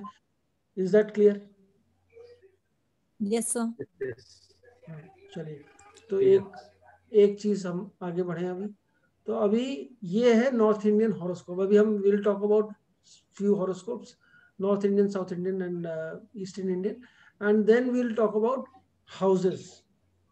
ठीक है, हाउसेस के बारे में हम समझेंगे हाउसेस क्या है। पहले लेयर ऑफ हॉरोस्कोप जो है वो हाउसेस है, उसके बारे में हम will deal with each house today. तो हाउसेस जो है इसमें नॉर्थ इंडियन हॉरोस्कोप जो है उसमें हाउसेस फिक्स्ड है। मतलब ये फर्स्ट हाउस यही वाला हाउस है, ये यहाँ पे हमेशा जो हाउस होगा वो फर्स्ट हाउस ही होगा। और ये एंटी क्लॉकवाइज चलते हैं सारे हाउसेस। साइंस जैसे असेंडेंट आता है, हमने पहले देखा 9th हाउस, अभी हमने देखा जैसे 9th असेंडेंट आ रहा था, जो उसके अंदर आ रहा था सैजिटेरियस से स्टार्ट हो रहा था सुबह। तो मान लीजिए 7 o'clock बर्थ टाइम है, तो हमने सैजिटेरियस 9 नंबर यहाँ डाल दिया, ऑटोमेटिक 10 इधर आएगा, 11 इधर आएगा, 12 आएगा, फिर 1 2 3 4 5 6 7 ऐसे आएगा। तो ऑटो उसी सीरीज में ही चलेंगे नंबर्स। इसीलिए बड़ा इंपॉर्टेंट है, मैंने आपको बोला पहले जब लास्ट क्लास में कि नंबर्स जो है उनके पीछे के जो साइन है उसको आप याद कर लीजिए। हाँ क्या सर, नंबर्स एक का मतलब क्या है, वेरी इजी। हाँ तो वो उससे याद हो जाएंगे आपको। अच्छा ये आपने देखा कुंडली, अच्छा ये सैजिटेरियस लग्न में ये। अभी क्या है, आधे ज्योतिष तो यही बताते रहते हैं आपके लग्न में क्या है, आपकी राशि कौन सी है, ये नक्षत्र है, वो नक्षत्र, जो जो कि लिखा हुआ है उसमें और सॉफ्टवेयर में लिखा रहता है वही पढ़ के बोल दो, सामने वाले की समझ में कुछ आए चाहे ना आए। क्योंकि आप ऐसा जब आप जाते हैं किसी एस्ट्रोलॉजर के पास नॉर्मल बात करने, तो आपको थोड़ी पता है कि क्या लग्न, क्या राशि, क्या बोल के आ रहा है सामने वाला।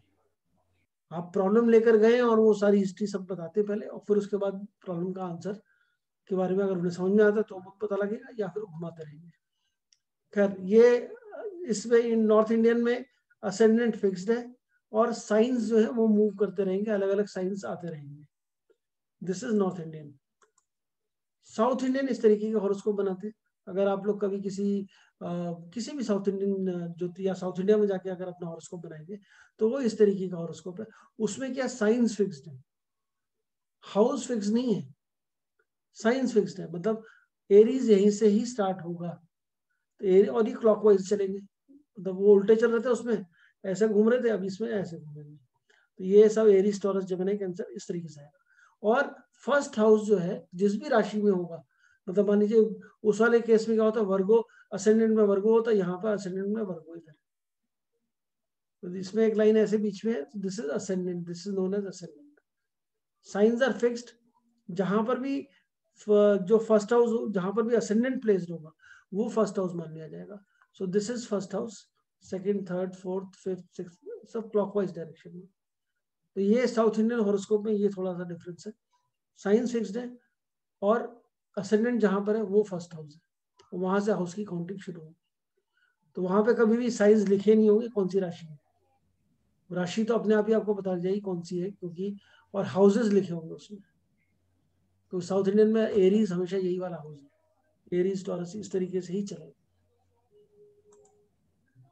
ईस्ट इंडियन हॉरोस्कोप कुछ इस तरीके से बहुत कम लोग यूज करते हैं, बट अगर कोई कहीं हो तो ये मिक्सचर है दोनों का। इसमें एंटी क्लॉकवाइज डायरेक्शन है, साइंस फिक्स्ड है बट डायरेक्शन एंटी क्लॉकवाइज। और जहां पर भी फर्स्ट हाउस है उससे उधर असेंडेंट एक लिख दिया, तो उसको हम फर्स्ट हाउस मान लेंगे। जैसे यहाँ असेंडेंट है इस तरीके से हमने इसको फर्स्ट हाउस मान लिया। और कुछ ज्यादा डिफरेंस है नहीं, but very few people use east Indian horoscope. Majority जो है आज की डेट में वो नॉर्थ इंडियन स्टाइल ही चल रहा है सब जगह। नॉर्थ इंडियन स्टाइल ही चेक करते हैं लोग, यूज करते हैं। डजेंट मेक एनी डिफरेंस, आपको पढ़ना आना चाहिए क्या पढ़ना है। और नाड़ी में हम लोग नॉर्थ इंडियन वाला ही यूज करते हैं, जहां से चीज शुरू हुई वहीं से वो उसी का आ जाता है यूज करना। ये हम जो थोड़ी देर पहले बात कर रहे थे ये चीज है। अब इसमें आपको जो समझना है, जो ये जो टेबल है एरीज का, मतलब नारायण के हिसाब से एरीज जो है और साइन के हिसाब से जो डिफरेंस है वो आप देख सकते हैं। 14 अप्रैल को एरीज जो है सन, ये सन की मूवमेंट है।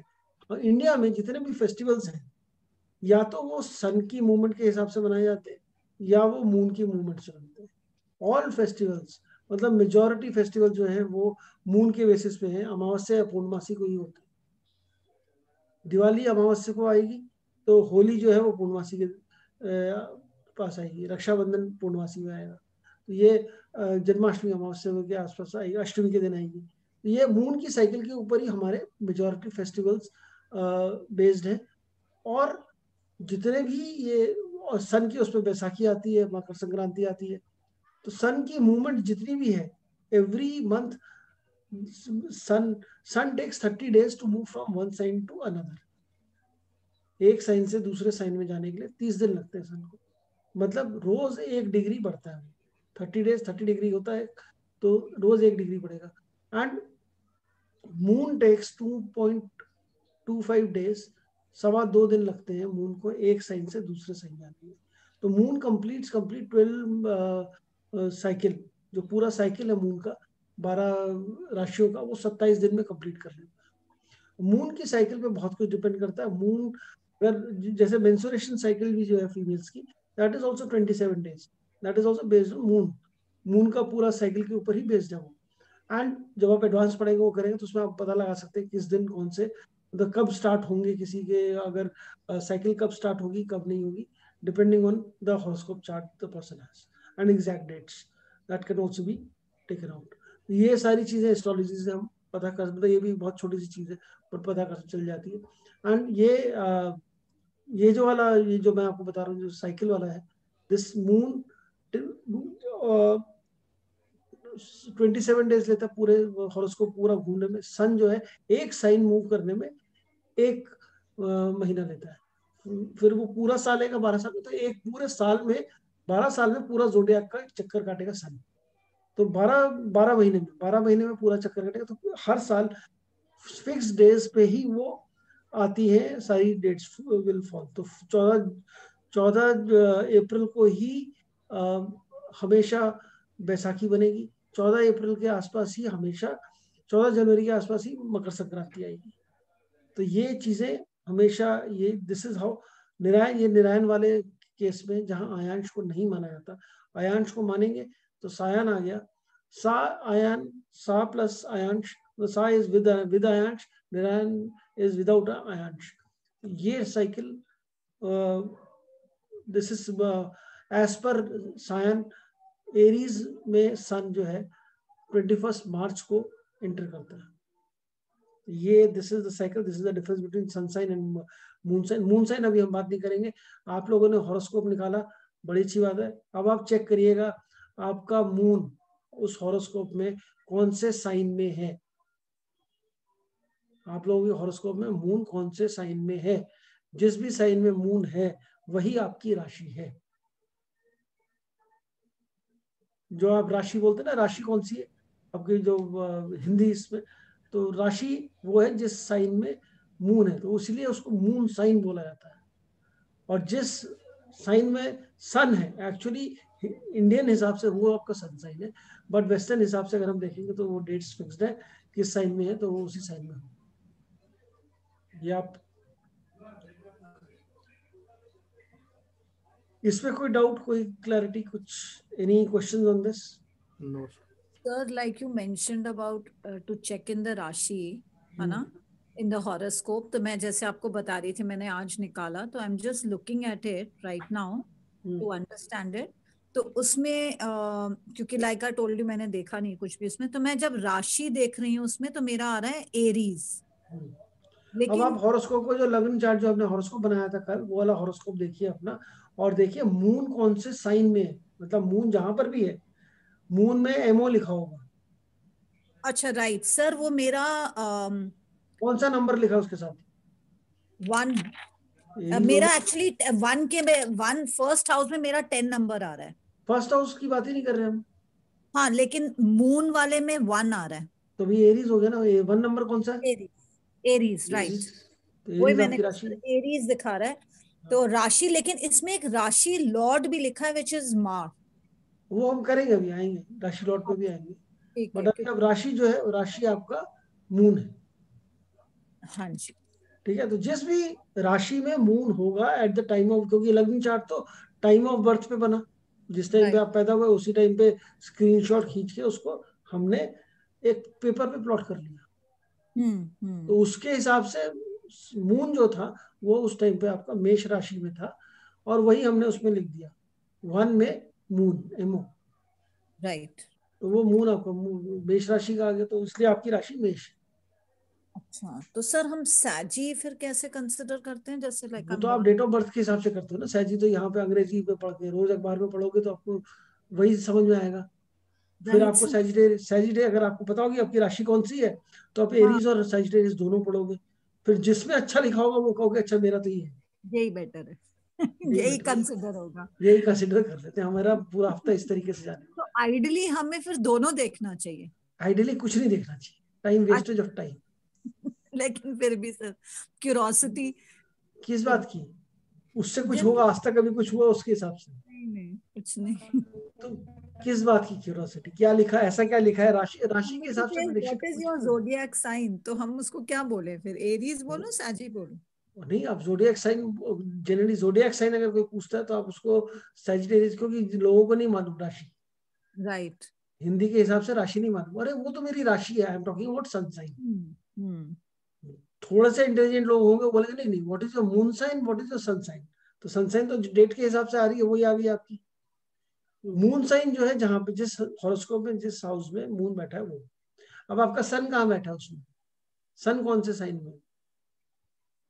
सर एक मिनट, सर मैंने बंद कर दिया, मैं फिर से खोल रही हूँ, एक मिनट। सर मेरा सन है 9 में। 9 नंबर वहां में? पे, हाँ 9 नंबर में। तो सन अगर 9 नंबर में है तो वो सैजिटेरियस में है। हाँ जी, सैजिटेरियस हो गया 9। सर उसमें 3 लिखे हुए हैं 9 में। हाँ कोई बात नहीं, एसयू तो एसयू किस में लिखा है?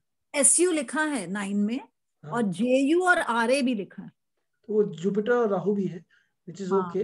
बट 9 नंबर में सन है, ठीक है। सन। तो राइट। सन, आपका सन साइन भी सैजिटेरियस है, जो कि हम्म। आपका डेट ऑफ बर्थ के हिसाब से जो भी हो, बट सन साइन हाँ, is Sagittarius. December December 16 December.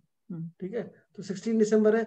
Generally जो भी आदमी इस टाइम पे पैदा होगा, नवंबर 22 से दिसंबर 21 तक उसकी कुंडली में सन जो है सैजिटेरियस में ही होगा। राइट। आपकी कुंडली में भी सन सैजिटेरियस में है, हाँ जी। तो सन सैजिटेरियस में है, तो ये हम्म। आपका इस तरीके से आप चेक कर सकते हैं। ओके, ठीक है सर, एक चीज तो देखनी आ गई। नहीं, राशि देखना इजी है, ओके सर। राशि देखना बड़ा इजी है। सर मेरा जो है ना सन, हाँ it is also in 9 which is in Sagittarius, हाँ। बट देन मेरा तो सन साइन इज मतलब केप्रिकॉन जोडियाक के हिसाब से देखा जाए। कैप्रिकॉन कौन सा डेट है? 26 दिसंबर। 26 दिसंबर, हाँ कैप्रिकॉन फर्क हो सकता है, कोई बड़ी चीज नहीं है, ठीक है, चीज ओके। यहाँ पे इत्तेफाकन ऐसा हो गया, जनरली नहीं होता है। This is, okay. मतलब this is like you know, ये हम लोग चूंकि हम नारायण सैन वाली बात करें, इधर in her case, in Ruchika's case, it is very, it just happen, ऐसा है, अदरवाइज नहीं होगा ऐसा। ठीक है, अदर सबका नहीं होगा। तो मेरा भी सन जो है वो उसमें है। अच्छा ओके। हाँ, अच्छा सर, सो माइनस कोइंसिडेंशियल मतलब नॉट कोइंसिडेंशियल, बट हाँ थोड़ा बहुत ऊपर नीचे डेट्स में हो सकता है। मतलब 26 और 22 का फर्क है ना, 3-4 दिन का फर्क है। तो ये थोड़ा बहुत ऊपर नीचे का वो है, बट होना नहीं चाहिए आइडियली। आइडियली होना नहीं चाहिए, वो होगा भी उसी, मतलब आसपास ही होगा। अब ये जब हम हॉरोस्कोप पढ़ लेंगे तब हॉरोस्कोप देख के टाइम और डेट निकालने की कोशिश करेंगे, बट कब राइट। पैदा हुआ, उल्टा रिवर्स। ओके। जब हॉरोस्कोप, अब जब हम आगे पढ़ लेंगे तो हम वो भी कोशिश करेंगे कि हम हॉरोस्कोप देख के किसी का डेट ऑफ बर्थ, या उसकी date of birth at least day और दिन, और दिन तो निकाल लें, दिन और महीना, एंड टाइमिंग भी निकाल लें, तो वो भी हम कोशिश करेंगे। Okay sir. अभी हम आते हैं हाउसेस में। अब क्या है हाउसेस, क्या है houses? First layer of your horoscope जिसको हम बोल सकते हैं। हाउसेस का मतलब है आपकी लाइफ के सारी सिचुएशंस, सारे लाइफ के इवेंट्स, और सभी कुछ लाइफ में, जो भी कुछ आपकी लाइफ में चल रहा है, हो रहा है, दैट इज ऑल हाउसेस। जो आप देख रहे हैं आसपास, जितनी भी चीजें देख रहे हैं, कोई आप मतलब right from everything to anything is your houses. Everything can be divided into houses, कि कौन से हाउस रिप्रेजेंट्स व्हाट। तो अभी हम पढ़ेंगे सारे रिलेशनशिप्स हाउसेस से डिफाइन होते हैं, सारी बीमारियां हाउसेस से डिफाइन होती हैं, सारी हर चीज जो है वो हाउस से डिफाइन होती है। तो अभी हम जो हाउसेस पढ़ने जा रहे हैं, उसमें सबसे पहला हाउस आएगा, और number 1 house is, first house जो है वो सबसे इंपॉर्टेंट हाउस है। That is the most important house in your horoscope.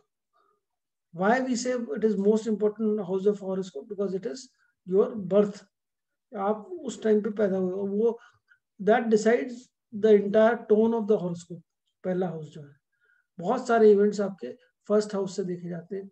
In fact आपका एज कैलकुलेशन जो है वो भी फर्स्ट हाउस से ही देखी जाती है। आपकी सभी लाइफ, ओवरऑल लाइफ कैसे जाने वाली है, वो सब फर्स्ट हाउस के हिसाब से ही एक ओवरऑल मोटा मोटी पिक्चर मिल जाती है कि हाँ लाइफ कैसी सी रही। तो वो सब फर्स्ट हाउस है। First house is self, you, मतलब आप एज अ पर्सनैलिटी जो भी है वो फर्स्ट हाउस है आपका। तो इट इज ऑलवेज सेल्फ। तो हम बहुत डिटेल में, ऐसे तो बहुत लंबी लंबी इसकी वो है, मतलब you can write at least 50 pages on every house. उतना आप लिख सकते हैं एक हाउस के ऊपर, बट हम उतनी लिखेंगे नहीं, ना उतनी बात करेंगे। अभी हम मोटा मोटी चीजों पे जाएंगे, किस चीज को डिनोट करते हैं। तो फर्स्ट हाउस आपको याद करना है, first house is self. First house सिर्फ सेल्फ के लिए आप याद करें, फर्स्ट हाउस इज सेल्फ। आप खुद है फर्स्ट हाउस। सब कुछ आपका जो भी है, मतलब आप क्या अपीयरेंस, आप कैसे दिखेंगे, आप काले रहेंगे, गोरे रहेंगे, आप सर पे बाल रहेंगे कि नहीं रहेंगे, आपके हाइट कितनी होगी, आपका एक्सप्रेशन कैसा रहेगा, आप सुंदर रहे, बदसूरत है, अच्छे हैं, बुरे हैं, जो भी कुछ है आपके ऊपर, it everything is your first house. तो your personality, physical build, height, everything is again seen from first house. Brain, मतलब और बॉडी को अगर आप 12 हिस्सों में बांट दें, तो वो सारी चीजें आपके हाउसेज में डिवाइड हो जाएंगी। First house is your brain skull, जो ऊपर वाला पार्ट है, ये फर्स्ट हाउस आ गया। अभी हम सेकेंड हाउस में चलेंगे तो ENT आ जाएंगे उसमें, तो वो फर्स्ट हाउस का हो गया। तो ये this is first house. First house is also लग्न। मैंने लग्न और असेंडेंट में आपको लास्ट टाइम फर्क बताया था। तो लग्न जो है, it is something which is joining. तो joining of the past life से इस लाइफ का जो कनेक्शन है, जो ज्वाइन है, जो वो फर्स्ट हाउस है। तो first house is your connection from past to this life, and first house Like is you you. mentioned, the past life karma or whatever our looks, everything comes into this life. हाँ, नहीं नहीं, वो कर्म हुआ भी, वो कर्म worm को भी आप थोड़ा सा साइड रखिए, अब सिर्फ इतना याद रखिए, फर्स्ट हाउस इज सेल्फ। अभी आप उसको डोंट इंक्लूड दैट, क्योंकि वो थोड़ा और डिटेल में है, थोड़ा और समझ जाएंगे जब एस्ट्रोलॉजी में, तब आप उसमें देखिएगा उसको, वो This कर्म is वाली जो, all about us, internal as well as external, है ना? क्योंकि हाँ, everything is first house. In fact आपकी पूरी लाइफ की अगर फर्स्ट हाउस ढंग से स्टडी करना आप सीख जाएंगे, तो फर्स्ट पूरी लाइफ क्या होगी, कैसी होगी, आप वो सब कुछ एक ग्लिम्स आपको मिल जाएगा फर्स्ट हाउस से। लॉन्गिविटी भी जो आपकी है, आप कितने साल जिएंगे, वो भी फर्स्ट हाउस से ही पता लगेगा। सर एग्जैक्ट एज वो उस चक्कर में मत पड़ो आप, will कोई not कोई नहीं also. पता कर सकता।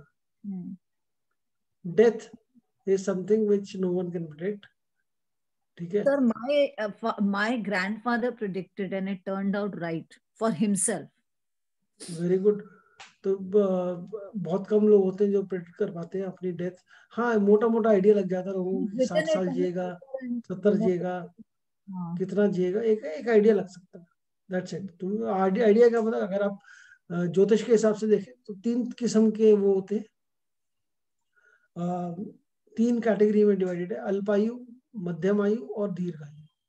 तो अल्पायु जो है वो लेस देन 33 ईयर्स, मध्यम आयु 33 to 66, and then 66 and above is दीर्घायु। तो ये जो डिवीजन है, ये आप हम लोग उसमें जब एडवांस में पढ़ते हैं तो उसका ये डिवीजन के साथ साथ एग्जैक्ट डेट एज भी कैलकुलेट करते हैं, और लॉन्गिविटी किस दिन कौन क्या होगा, वो सब कब तक क्या एग्जैक्ट आप टाइमिंग वगैरह कोशिश करते हैं, ईयर्स निकालने की, किसी कितनी एज है पूरी वो निकालने की कोशिश करते हैं। निकाल पूरा फॉर्मूला है उसका, तो उससे पूरी क्लास है वो करेंगे, लेकिन वो कभी सही बैठती नहीं है, बहुत कम लोगों के लिए सही बैठी। तो ये उस पे तो क्योंकि आना और जाना ना, ये दो चीजें जो है, let's leave it to God. ठीक है, ये हमारे हाथ में नहीं। ये करना भी नहीं, इट्स टू स्कैरी। नहीं, स्केरी के अलावा पता, it is unusual, useless, and I have seen lot of people, lot of astrologer do this, they create fear among people just to please them, कि वो कौन सी पूजा करा लें, क्या कर लें, नहीं तो पैसे कैसे देगा आप जो। And I have seen people who are like you know, कि मेरा बच्चा पैदा हुआ, उसके अंदर कोई ऐसा दोष है कि उसकी कुंडली में उसके माँ बाप मर जाएंगे, एंड माँ बाप are terrified to the core कि तो हम तो मर गए, कि एस्ट्रोलॉजर ने वैसे बोल दिया। तो ये गलत है, ऐसा नहीं बोलना चाहिए, ऐसा होता भी नहीं, ऐसा बिल्कुल भी नहीं होता। किसी की दूसरे की कुंडली से आप मर जाए, ऐसा हो ही नहीं सकता। आप अपनी ही कुंडली से ही मरेंगे, अपनी कुंडली के हिसाब से ही आपकी लाइफ में काम होगा। सर ये लेकिन हमारे हाथ में भी तो होता है, what events we do and how that can change the circumstances, है ना? Obviously, वो तो बहुत होता है, हमारे हाथ में है ना। मतलब बहुत सारी चीजें आपके हाथ में, बहुत सारी चीजें वो है। वो तो ऑब्वियसली आपके कर्म, तो आपके दैट इज सबसे ऊपर आपके कर्म ही है जो सब कुछ चेंज कर सकते हैं। वो अगर आप सही रखेंगे, कर लेंगे, तो ऐसा डेथ वाले पे तो था वो बेजान दारू वाला जब डाइड अभी कुछ दिन पहले, कुछ टाइम पहले, तो भी यही था कि पीपल वे आस्किंग कि कब did he predict his death. उसने तो बहुत लोगों की प्रेडिक्ट करी। तो ऐसे पता नहीं चलता कि कौन आदमी कब अपना खुद का प्रेडिक्शन होता नहीं है ना, उस पर पढ़ना चाहिए।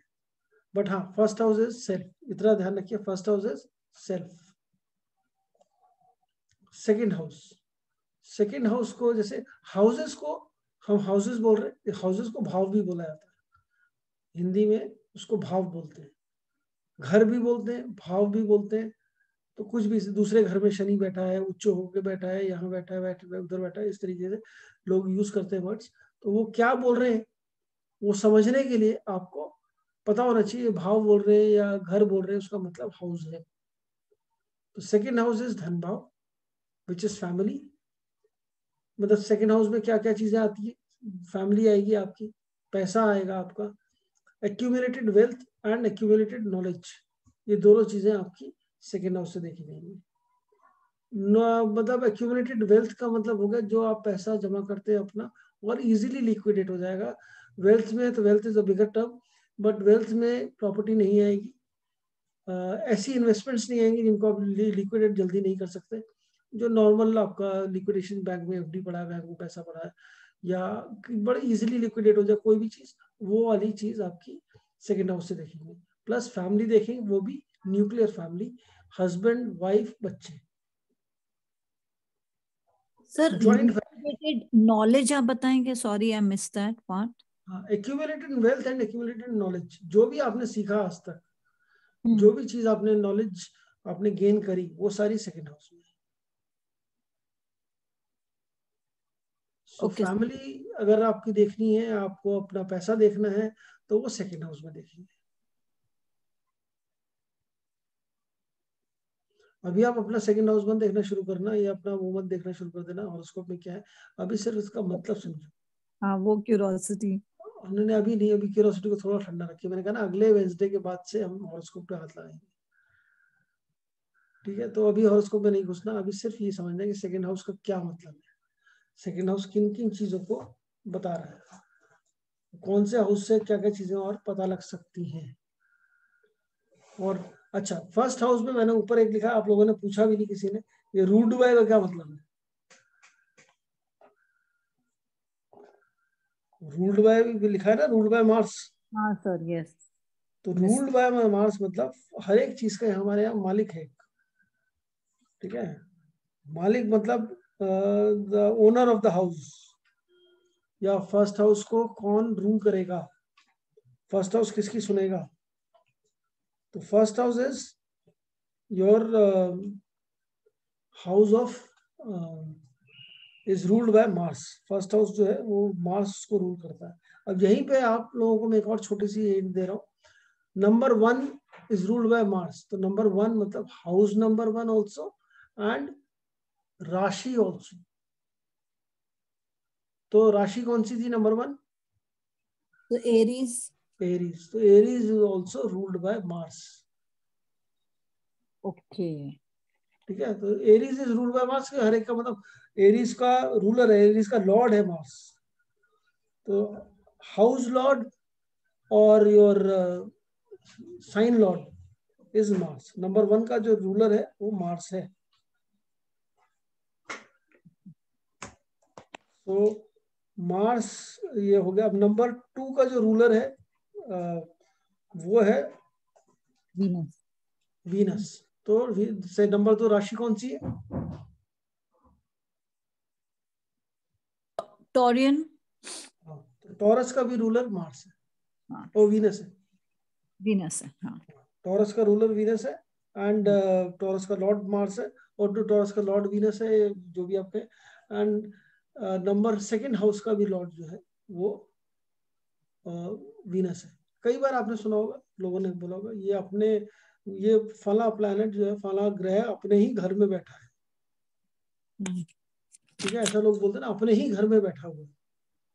अपने ही घर का मतलब मार्स का अपना घर जो है वो हो गया नंबर 1, पहला हाउस। ठीक है, वीनस का अपना घर हो गया नंबर 2, सेकंड हाउस। अपने ही घर में बैठा है, अपने ही साइन में बैठा है, अपनी ही राशि में बैठा है। उसका मतलब हो गया सेकंड हाउस में नंबर 2 में नंबर 2 ही है। या नंबर अभी हम करेंगे, वीनस की 2 राशियां 2 घर है, मार्स की भी 2 राशियां 2 घर हैं। तो ये इनके पास 2 चीजें हैं।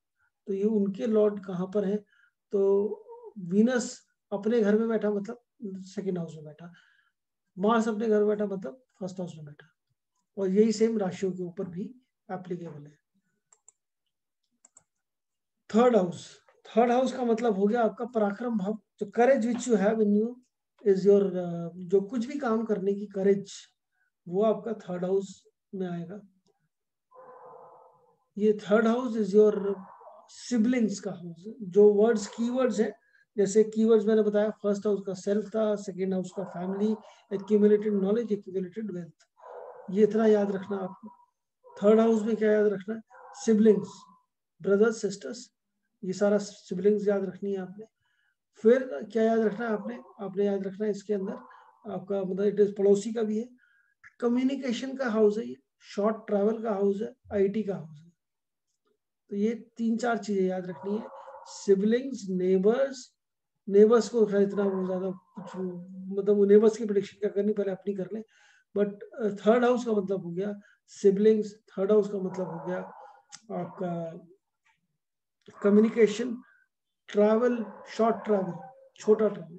अब शॉर्ट ट्रैवल का मतलब हो गया कि Noida to Gurgaon short travel नहीं होता। ठीक है, ना ही थाने से मुंबई में बीच में, नहीं मान लीजिए उधर आपको टाउन जाना है तो वो भी शॉर्ट ट्रैवल नहीं है। शॉर्ट ट्रैवल का मतलब है एटलीस्ट जहाँ पे कोई भी आपको खाने का खाना चेंज हो जाए, जहाँ का क्लाइमेट चेंज होता है। इंडिया में क्लाइमेट चेंज होता है, बाकी जगह तो बहुत जगह वो भी नहीं होता। बट खाना, लैंग्वेज अगर कहीं चेंज हो रही है, that is known as short travel. मतलब इंडिया में आप मान लीजिए every 200 kilometre is a short travel. तो शॉर्ट ट्रैवल इज दैट। तो शॉर्ट ट्रैवल जो है इज, तो थर्ड हाउस किस चीज का हो गया? शॉर्ट ट्रैवल, कम्युनिकेशन, आईटी और siblings. Siblings is very important इसके अंदर। And third house is ruled by Mercury. तो number 3 is ruled by Mercury. तो 3 नंबर का कौन सा वो है लॉर्ड, कौन राशि कौन सी 3 नंबर वाली?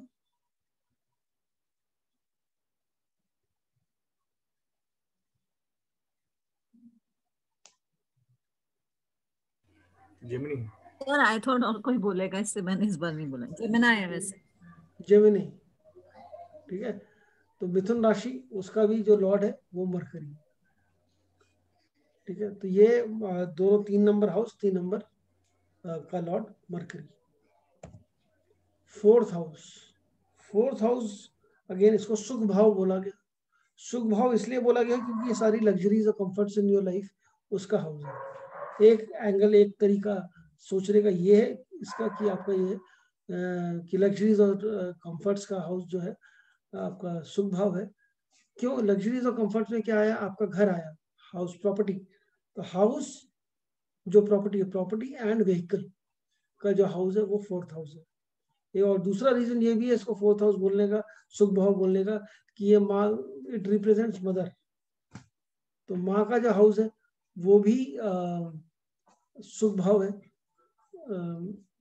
तो इसलिए वो भी बोला जाता है कि भैया माँ वाला जो है, mother is your every happiness is there in with mother, तो इसलिए उसको भी सुख भाव बोला गया। तो फोर्थ हाउस की बहुत सारी चीजों के लिए वो देखा जाएगा। आपके मदर के लिए, मदर रिलेटेड आपके रिलेशनशिप मदर के साथ कैसे रहेंगे, स्टेप मदर के साथ कैसे रहेंगे, ठीक है, मदर या स्टेप मदर दोनों आप ले सकते हो, मदर इन लॉ नहीं, मदर या स्टेप मदर। बट मातृभाव सुख भाव दोनों हमने उसमें बोला। तो मदर हो गई सबसे इंपॉर्टेंट, प्रॉपर्टी हो गया, व्हीकल हो गया एंड एजुकेशन हो गया। ये चार चीजें आपको याद रखनी है, बहुत जरूरी। फोर्थ हाउस से चार चीजें, चार, 4 is 4, तो 4 में चार चीजें सबसे important, mother, property, vehicle and schooling. अब गाड़ी खरीदेंगे, कौन सी गाड़ी खरीदेंगे, कब गाड़ी खरीदेंगे, सब फोर्थ हाउस।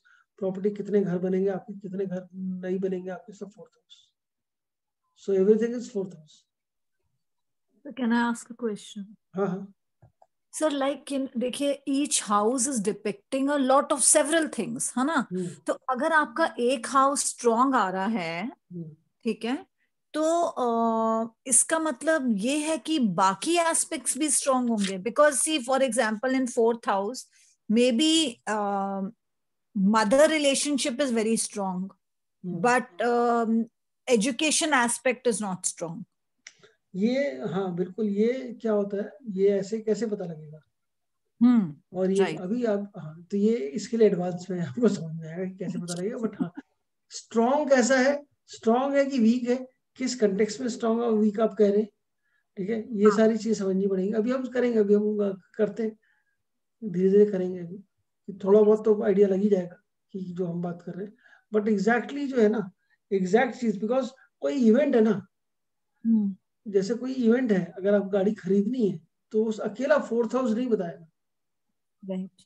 ठीक है, फोर्थ के साथ दूसरे हाउस मिलेंगे तो जाके आप गाड़ी खरीदेंगे। और उसी तरीके से अगर कोई खराब होना है कुछ, तो भी वो अकेला फोर्थ हाउस नहीं करेगा। कोई भी इवेंट लाइफ का, सिंगल हाउस या सिंगल प्लैनेट तो फिर भी थोड़ा बहुत दे सकता है, बट सिंगल हाउस के अंदर एक प्लैनेट बैठा हुआ, उससे कोई इवेंट नहीं होगा। और वो होगा कब? जब हम दशा पढ़ेंगे, जब जिसका टाइम आएगा तब होगा। So sorry, for example, sir, relationship when mother is strong, ठीक है, अगर फोर्थ हाउस में है फॉर एग्जाम्पल, लेकिन कोई कहीं और एस्पेक्ट में वीक है, तो फिर वो पूरा ओवरऑल रिलेशनशिप, जैसे आप कह रहे और भी फैक्टर्स देखने पड़ेंगे ना? हाँ देखेंगे, अभी करेंगे, अभी करेंगे। डोंट जंप, अभी अपना हॉरोस्कोप मत देखो। नहीं नहीं सर, नहीं देखनी, लेकिन अभी वही हॉरोस्कोप बिल्कुल साइड में रख दो, अभी नहीं देखना। बोल रहे हैं अगले बिकॉज, अगले वेंसडे को ही देखेंगे हम अपना हॉरोस्कोप, अब हाँ उससे पहले कुछ नहीं लेकिन देखना। कॉन्सेप्ट के लिए, क्योंकि इतने सारे एस्पेक्ट्स से सब कोई स्ट्रांग नहीं हो सकते ना शायद। इतने सारे एस्पेक्ट हो सकता है सारी स्ट्रॉन्ग हो, डिपेंड करता है ना, बहुत सारी चीजों पे डिपेंड करता है। तो वो हम किस चीज पे डिपेंड करेगा, वो करेंगे। एक टाइम होता है। एजुकेशन का मतलब ये तो है नहीं कि 30 साल के बाद कोई स्कूलिंग करेगा, ठीक है, और ये primary education, this is education till schooling. तो बच्चे की स्कूल पढ़ाई कैसी रहेगी वो हम बच्चे के हॉरोस्कोप से फोर्थ तो हाउस इफ से देयर इज देखेंगे। एडवांस एजुकेशन सर, फिर हम अलग एस्पेक्ट देखेंगे। वो दूसरा हाउस है, अच्छा, वो ओके 9th हाउस आएगा। ओके। तो फोर्थ हाउस की हम बात कर रहे हैं, तो ये जो है इसके अंदर चार एस्पेक्ट है। चार का मतलब, चार आप पकड़ लीजिए, property, vehicle, mother and your education till schooling. Okay, तो ये चार एस्पेक्ट पकड़ लीजिए। This is ruled bye moon, इसका मालिक मून। और फोर्थ राशि कौन सी है? कैंसर। तो कैंसर का भी मालिक जो है वो मून है।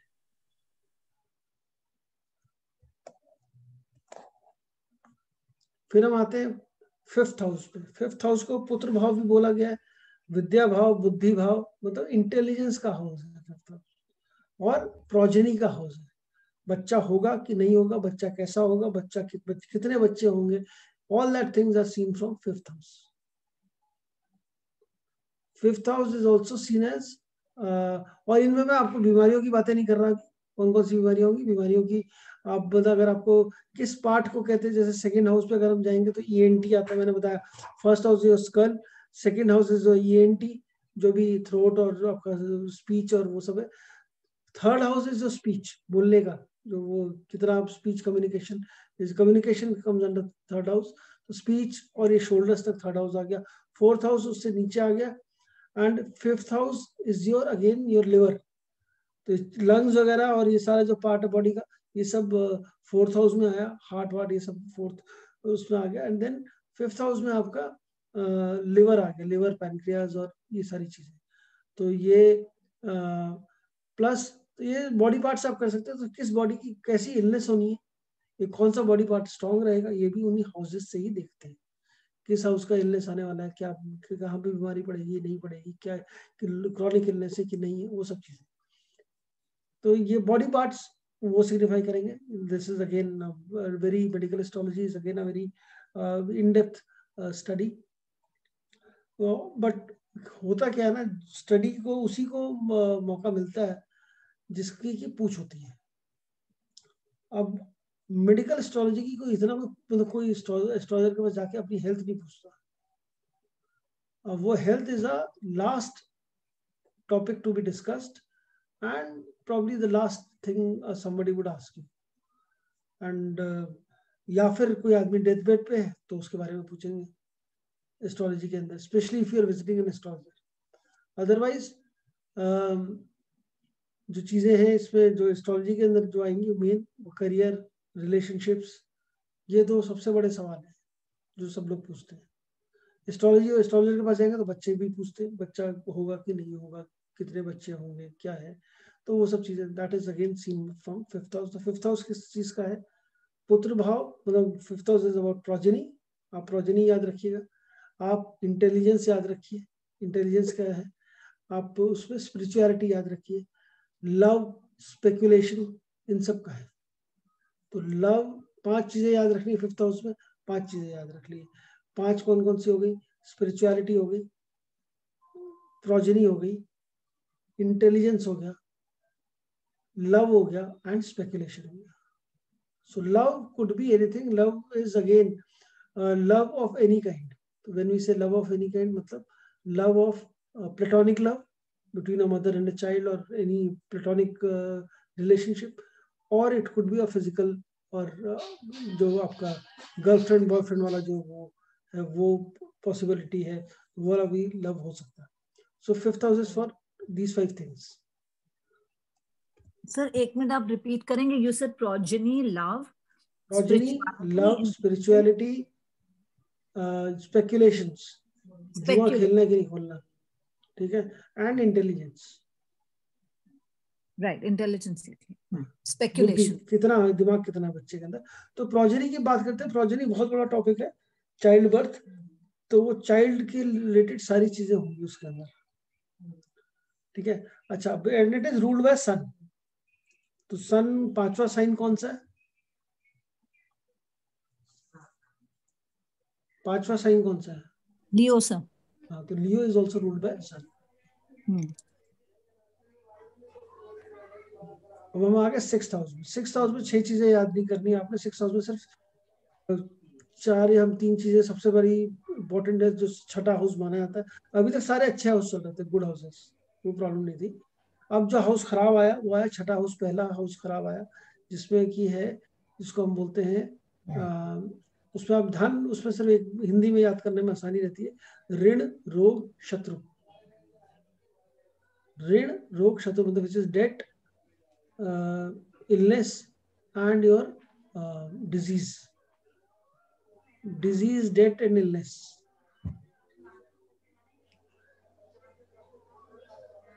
That is 6th house. ये that is considered as the bad house, खराब हाउस माना जाता है 6ठा हाउस, बट यही हाउस है 6th house is what, and इसके अंदर जो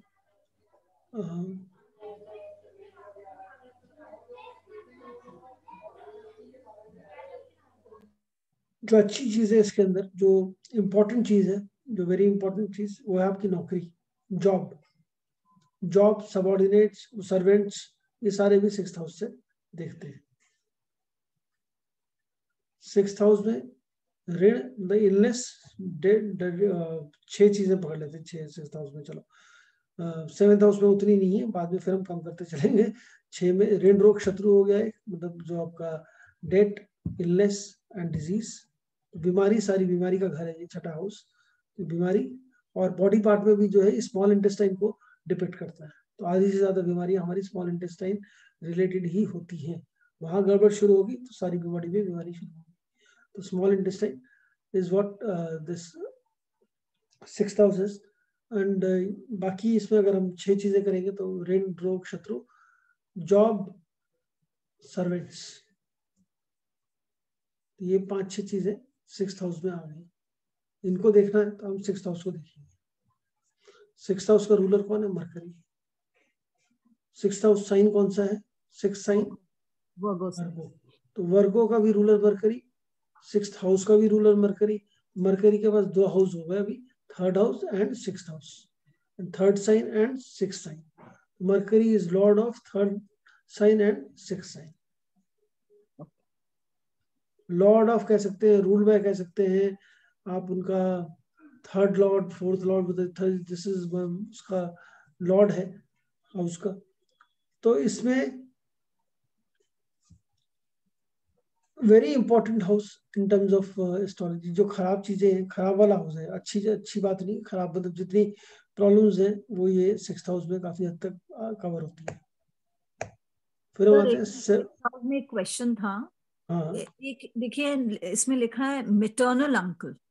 हाँ, तो maternal uncle means how it can come in a negative aspect? It is not negative aspect नहीं है, मतलब और भी चीजें हैं। अंकल रिलेशनशिप्स अभी मैं इसमें नहीं बता रहा, वो रिलेशनशिप्स आप आराम से देख सकते हैं। रिलेशनशिप समझने के लिए इट इज वेरी इजी कि कौन सा हाउस कौन से रिलेशनशिप बताएगा। मटरनल अंकल का मतलब हो गया ये अभी अब मैं इसको आई क्लियर दिस पॉइंट, इसका मतलब it is not negative, but majority चीजें जो है, maternal uncle is very small thing, क्या कुछ फर्क नहीं पड़ता। और वैसे भी अगर आप देखें तो मिटरनल अंकल को हमारे यहाँ नेगेटिव ही माना जाता है। कंस हो गया और ये सब हो गया, एस्टोमा गुस्टोमा की बात देखे ना सर। तो इसमें एक और चीज बड़ी I mean just something which was catchy, phenomenal magic and superstition. Does it mean also somebody who's doing magic or linked to magic? हाँ मतलब see अब मैजिक और सुपरस्टिशन, सुपरस्टिशन का घर है ना, magic is also kind of a superstition. Magic कौन सा मैजिक? अब एक वो के लाल वाला मैजिक होता है जो स्टेज पे करते हैं, दूसरा है ब्लैक मैजिक। हाँ true, white magic, black magic इसमें नहीं है। ब्लैक मैजिक 8th हाउस में आएगा, हम 8th हाउस पढ़ेंगे तो उसमें ये ब्लैक मैजिक आएगा। बट यू कैन ये इसके अंदर मैं बता रहा हूँ ना, every house you can write at least 50 pages. या बहुत कुछ रिलेट कर करके हम कुछ भी लिख सकते हैं, कोई पेड़ को भी डाल सकते हैं, किसी जानवर को भी डाल सकते हैं इसमें, किसी भी बीमारियों के नाम डाल सकते हैं, हर एक चीज कर सकते हैं। Anything which is relatable. Always remember astrology is a science of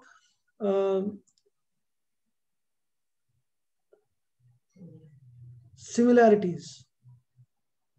तो जो चीजें सिमिलर होंगी ना, जिससे उसको उठा के आप उससे जोड़ देंगे। तो 6th हाउस का आप कलर भी डाल सकते हैं, क्योंकि मरकरी है तो ग्रीन डाल दिया उसमें, 6th हाउस का कलर ग्रीन हो गया, ग्रीन हाउस को, ग्रीन कलर को आपने 6th हाउस से जोड़ दिया। तो आप कुछ भी मतलब इट इज नॉट नेसेसरी कि एग्जैक्टली वैसे ही होगा, but yes you can add anything, मतलब जो भी आपकी समझ में आता है कि जो इन सब चीजों से मैच करेगा वो आप डाल सकते हैं। But we are not getting into that, we are trying to remember the most important. मैंने बताया ना, हम सिर्फ रिलेवेंट चीजें पढ़ने की कोशिश कर रहे हैं। अदरवाइज यही जो आप पढ़ेंगे 9 क्लासेस में, इसको पढ़ने के लिए आपको 2 साल चाहिए।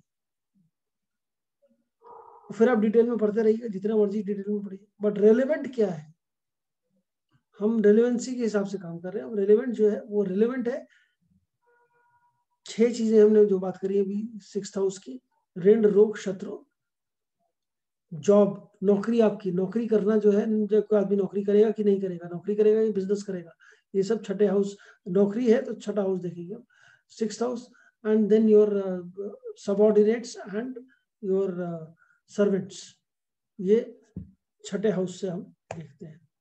7th हाउस इज कलात्र भाव, कलात्र भाव या स्त्री भाव कह सकते हैं, या फिर आप इसको पार्टनर हाउस भी बोल सकते हैं।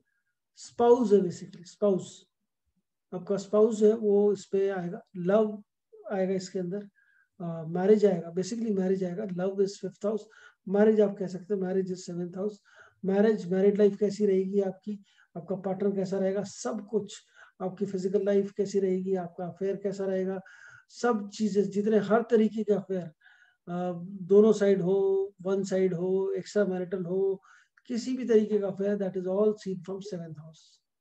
अरेंज मैरिज, लव मैरिज, कुछ भी, इंटर रिलीजन मैरिज, किसी भी तरीके की मैरिज, और ये सब जो है ये 5th हाउस, ये 7th हाउस से पता लगेगा। लिव इन जो है आजकल का जो लिव इन हम बोलते हैं, वो भी 7th हाउस से ही पता लगेगा। It is legally it is called marriage, legal उसको मिल गई है, तो live in relationship is also seen from 7th house with connection to 5th house.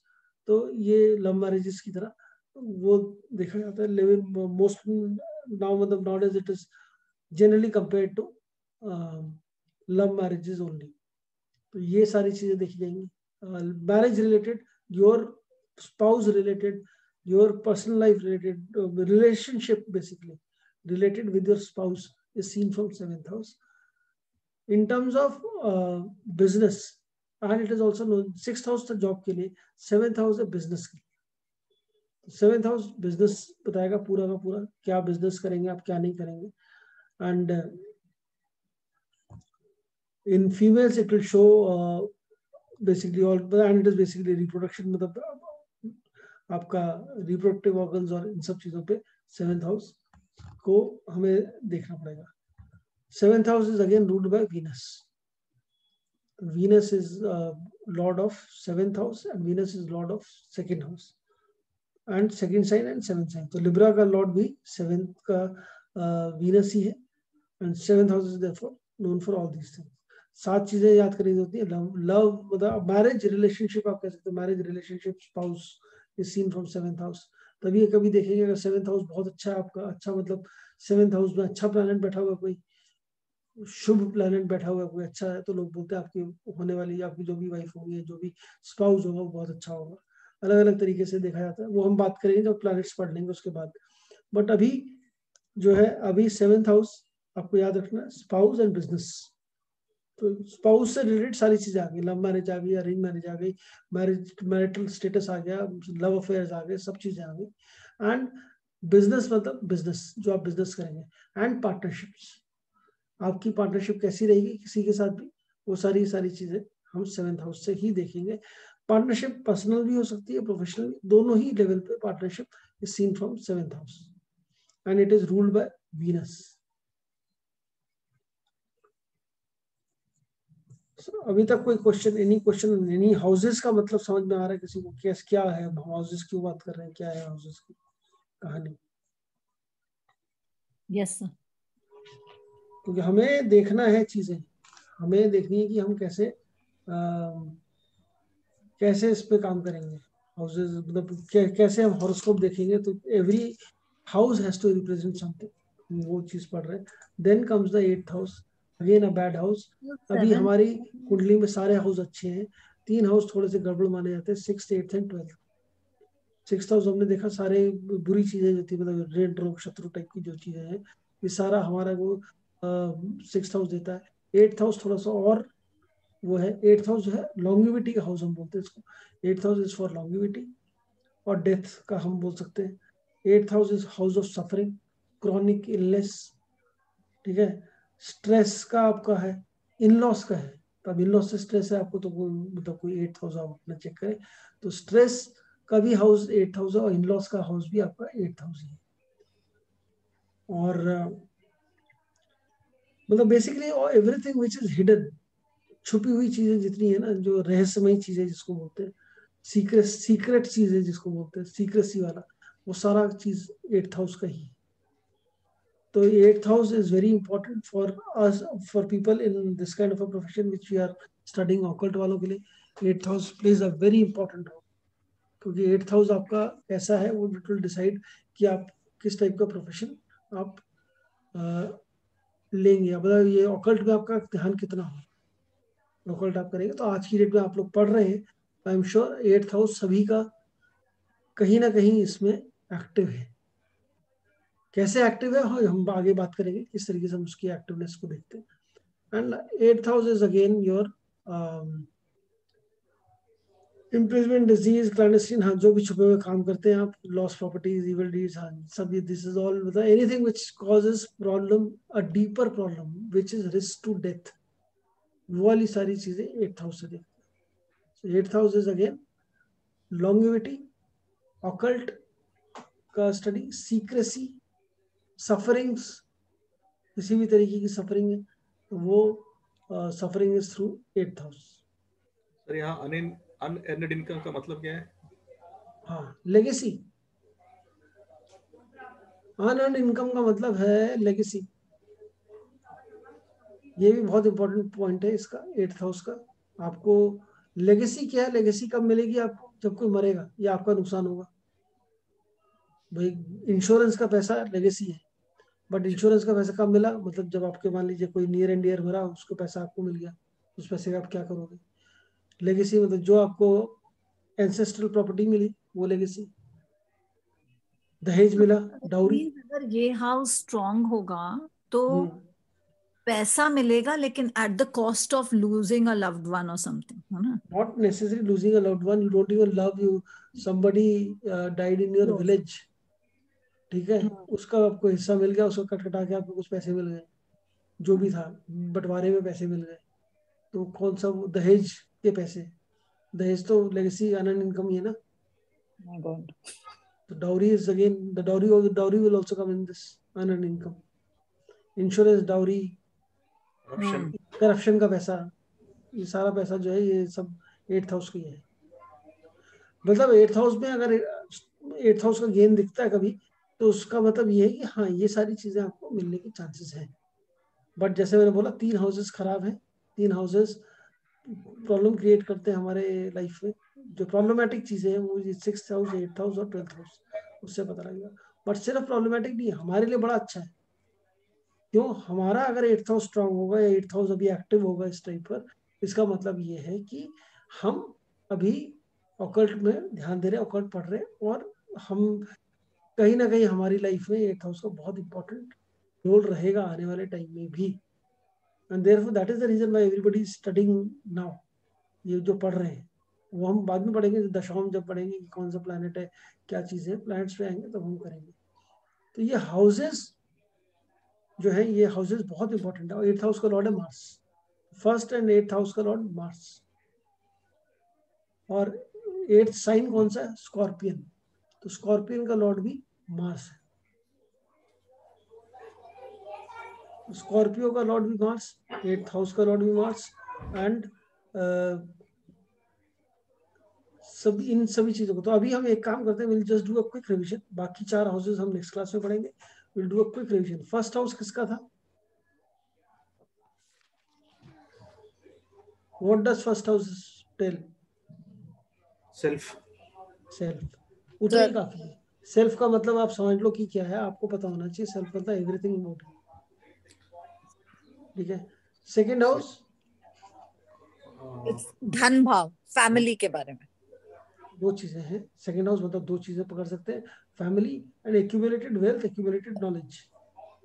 Accumulated wealth से आप समझो कि वेल्थ, जो वाली वेल्थ जो कि आप इजीली लिक्विडेट कर सकते हैं, जो और कोई दूसरी चीज नहीं। थर्ड हाउस से क्या है, सिबलिंग्स, करेज। करेज, सिबलिंग, किसी को आपने मारना पीटना है तो थर्ड हाउस से देखेंगे आपके अंदर करेज है कि नहीं। और कम्युनिकेशन भी है थर्ड। कम्युनिकेशन और आपके short travels, neighbours, siblings, short travels, communication. IT का जितना भी काम है आज की डेट में, कुछ भी पेपर वर्क, कोई भी डॉक्यूमेंटेशन, पेपर वर्क, ये सारा का सारा थर्ड हाउस में आता है। इसमें हम और डिटेल में धीरे धीरे बात करेंगे, बट अभी फर्स्ट केस में आप इतना याद रखें कि क्या क्या चीजें हैं। फोर्थ हाउस किसके लिए है? सर वो सुख भाव, property, vehicle, education, mother schooling और एंड मदर ऑल्सो ना। And mother. मातृभाव। फिफ्थ हाउस, पुत्र भाव। हाँ पुत्र भाव, पुत्री भाव। देखो मतलब डिस्क्रिमिनेशन है हमारे विद्या इसमें। के लिए, बुद्धि के लिए और पुत्र के लिए। पुत्र के लिए नहीं कहेंगे, बच्चे के लिए प्रोजिनी बोलेंगे, आपने प्रोजेनी बोलेंगे। पुत्र भाव बोला गया था पुराने जमाने में, लोगों को लगता था पुत्र होगा तो ही होगा, बट इसीलिए मतलब मेल डोमिनेटेड सोसाइटी तब भी थी। तो पुत्र भाव इज मतलब डिस्क्रिमिनेशन है। आप प्रोजेनी बोलिए, चाइल्ड बोलिए, वो सही चलेगा। Progeny, love, spirituality, intelligence and speculation. And 5 speculation, हाँ। जुआ खेलेंगे कि नहीं खेलेंगे आप? Fifth house. Sixth house, disease, death और इलनेस। हाँ। ऋण, रोग, शत्रु एनिमीज ना। And job. जॉब और सर्वेंट्स। हाँ, तो जॉब बहुत इंपॉर्टेंट। नौकरी कैसी रहेगी, नौकरी से कब निकाले जाएंगे, नौकरी क्या होगा, नौकरी। 10th हाउस होता है ना जॉब के लिए। हाँ 10th हाउस। सिक्स्थ हाउस, हाँ sixth house is for job. नहीं सर, 10th भी होता है ना, 10th भी 10th हाउस। नहीं होता, 10th नहीं फिफ्थ होता। तो निकालने के लिए होता है। नहीं सर, 10th 10 10 हाँ 10th हाउस। 10th हाउस दूसरा है, वो कर्म है। अच्छा, जॉब नहीं है। हाँ जॉब नहीं है। अच्छा सर 10th हाउस क्या होता है, एक बार ही बस बता दीजिए, मेरा पहले घर में है। पहले घर में कैसे हो सकता है 10th house? Sir 10th house मेरे तो फर्स्ट हाउस 10th में ही घर 10 में होगा। नंबर आ रहा है ना, फर्स्ट पहला हाउस में। नंबर आ रहा है। पहले हाउस में 10 नंबर आ रहा है। अरे वो 10th हाउस नहीं है बाबा, अच्छा वो तो केपरी आ गया फिर। राइट। वो 10th हाउस नहीं है।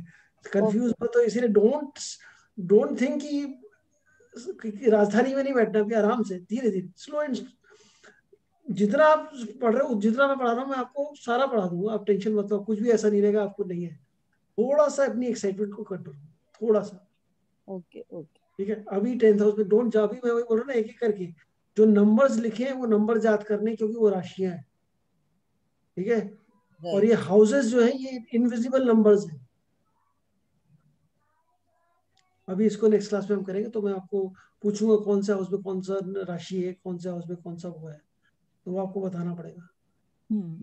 तो वो हाउस नंबर है और राशि नंबर है, तो कंफ्यूजन आता है, वो नंबर ही देखिए कंफ्यूजन आता है, राइट। तो चेक करना पड़ेगा। ठीक है, तो अभी सिक्स हाउस में क्या है? ऋण, रोग, शत्रु, जॉब। ठीक है, सेवेंथ हाउस किसके लिए? हवा प्रभाव, मैरिज लाइफ। स्पाउस के लिए और बिजनेस के लिए। Spouse and business and partnerships.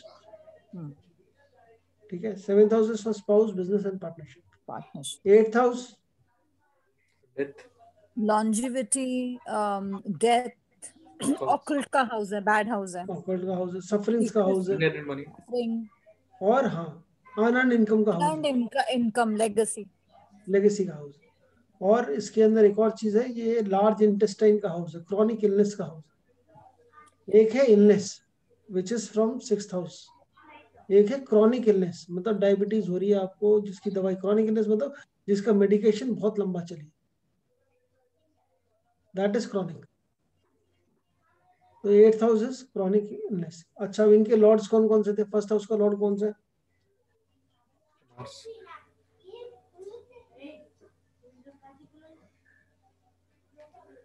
Mars. Mars. Second house?